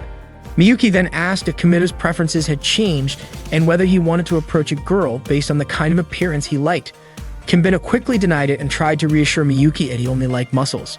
Miyuki felt reassured and left right away. Meanwhile, Reiko ran into Aika, who was jogging. She asked what kind of shirt Aika was wearing. Aika simply replied that it was none of Reiko's business and continued running.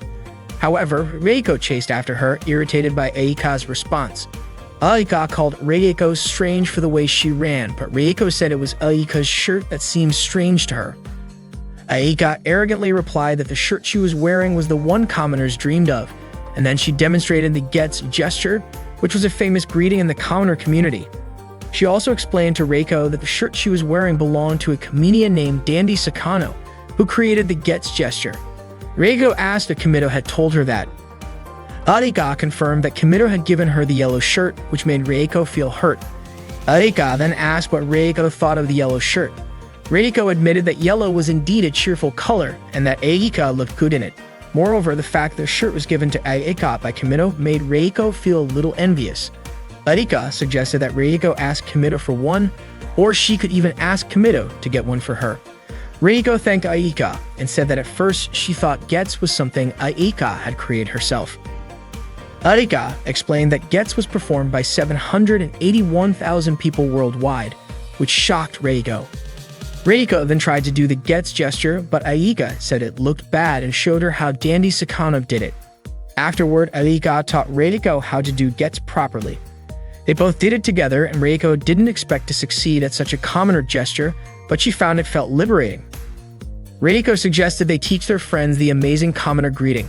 Meanwhile, Kimido was still looking for Arika, but hadn't found her. When he opened the classroom door, he was shocked to see all of his friends wearing yellow male shirts, exactly like the one he had given Arika. His friends greeted him, and Reiko explained that she and Arika had just taught everyone how to do gets.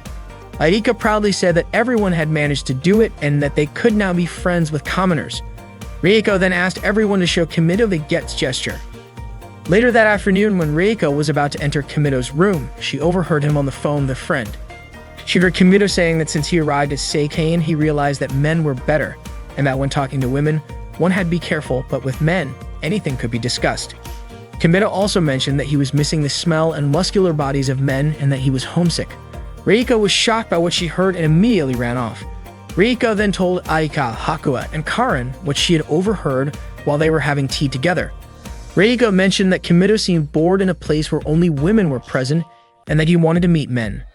Arika asked if that meant Kimido missed muscles, and Reiko didn't deny it since Kimido had said it himself. Hakua then asked if Kimido was planning to leave, but Reiko reassured everyone that they should not worry about that happening. Arika suggested that they just needed to become men themselves, and by doing so, they could appear as substitutes for male friends. Karen understood that this idea was to fulfill Kimido's desire to meet men. Reiko agreed, believing that if they worked hard to become men, they could keep Kimido at Seikane.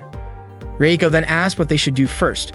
Hakua proposed that they imitate Kimido, and Karen agreed since Kimido was the only man they had seen at Seikane. Reiko remarked that imitation was the beginning of all art. Aika laughed because she had never thought of that idea before. Reiko said that the more she thought about it, the harder it seemed. Karen pointed out that there was nothing to imitate from Kimido. Karen remembered something. When she had crossed paths with Kimido, she noticed that his gaze was always looking downward. They decided to try it out for themselves. Aika even imitated Kimido's frequent comment about how much he loved muscles. Reiko even remarked that it felt like they were seeing Kimido himself. Everyone agreed with that, and Reiko mentioned that it made her feel excited. However, Aika said that Kimido did not speak like that. Suddenly, Hakua said something and slapped her own backside. After that, they all did it together. Aika asked if that was really what Kimido did. Reiko felt that something was off about it. Aika recalled that the man in Kimido's video had muscles, while they were all just girls, and that was a big difference. According to Aika, since Kimido loved muscles so much, they should have strong muscles too. Reiko suggested making a plan about muscles. They quickly asked Sumire for muscle costumes, and before long, Sumire showed them a muscle suit. Hakua said the costume wasn't bad, but Reiko noted that there was only one. Aika was happy to wear it, but Reiko also wanted to wear it in front of Kimido to show off her muscular physique. Unexpectedly, Karen forcibly took the costume because she wanted to wear it too, and of course, everyone chased Karen to get the costume back. Sumire was almost unable to do anything as she watched the chaos, so she decided to leave. After a while of fighting over the muscle suit, they were exhausted. Reiko suggested deciding the matter with a game of rock, paper, scissors, and it turned out that Aika won. Aika was very happy. When she wore it though, Aika looked odd.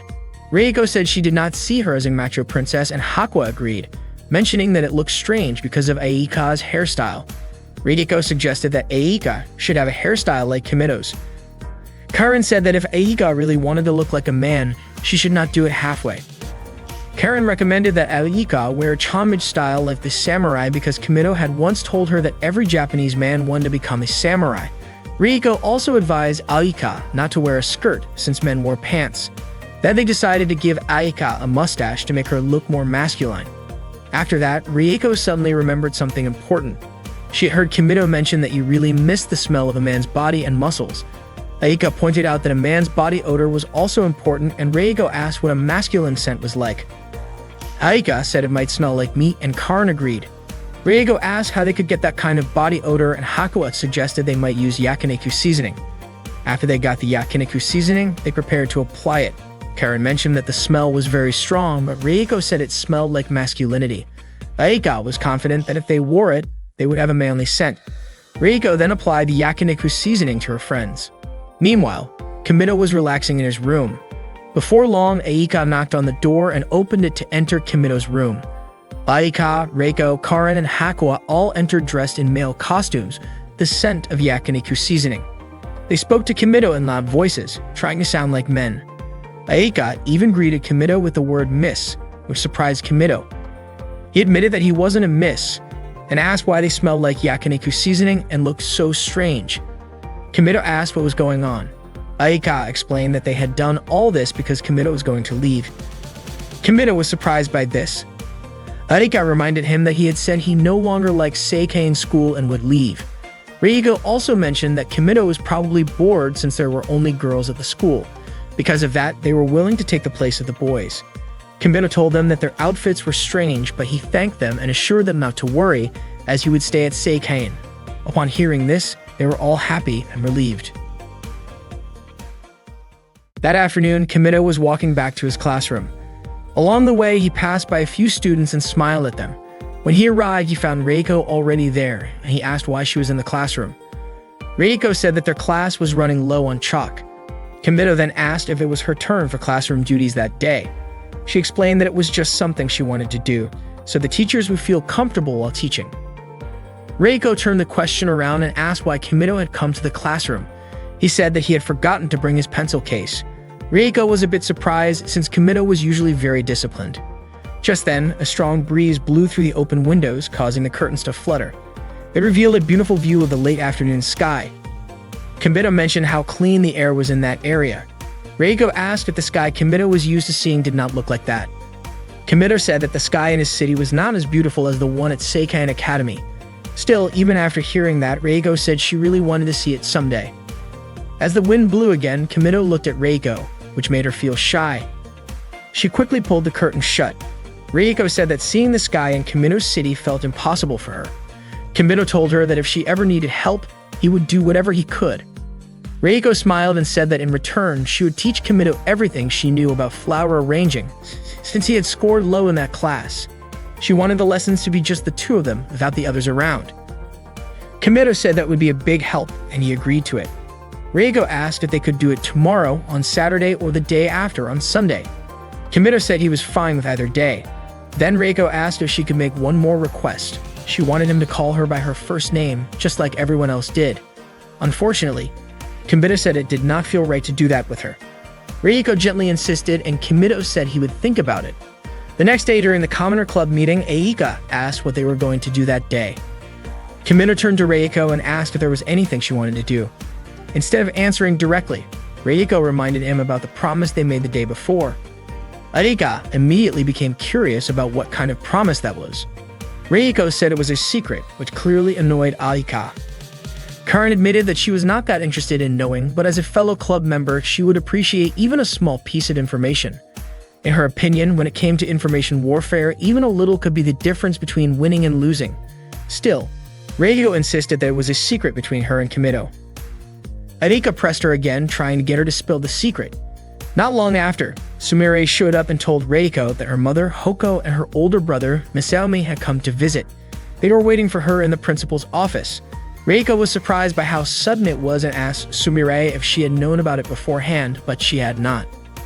Reiko said goodbye to the others and left to meet her mother and brother. Suddenly, Miyuki added that Kimido had also been asked to come along. A short while later, both Reiko and Kimido arrived at the principal's office. Reiko greeted her mother warmly. It had been a long time since they had last seen each other, and she was genuinely happy. Hoko asked how Reiko had been doing. Reiko said that everyone was taking good care of her. Haruka then turned to Kimido and said she had been curious ever since she heard about the commoner sample and wanted to know what kind of person he was. Masaomi, on the other hand, looked unsure. He questioned whether it was really a good idea to allow a boy at Seikain Academy.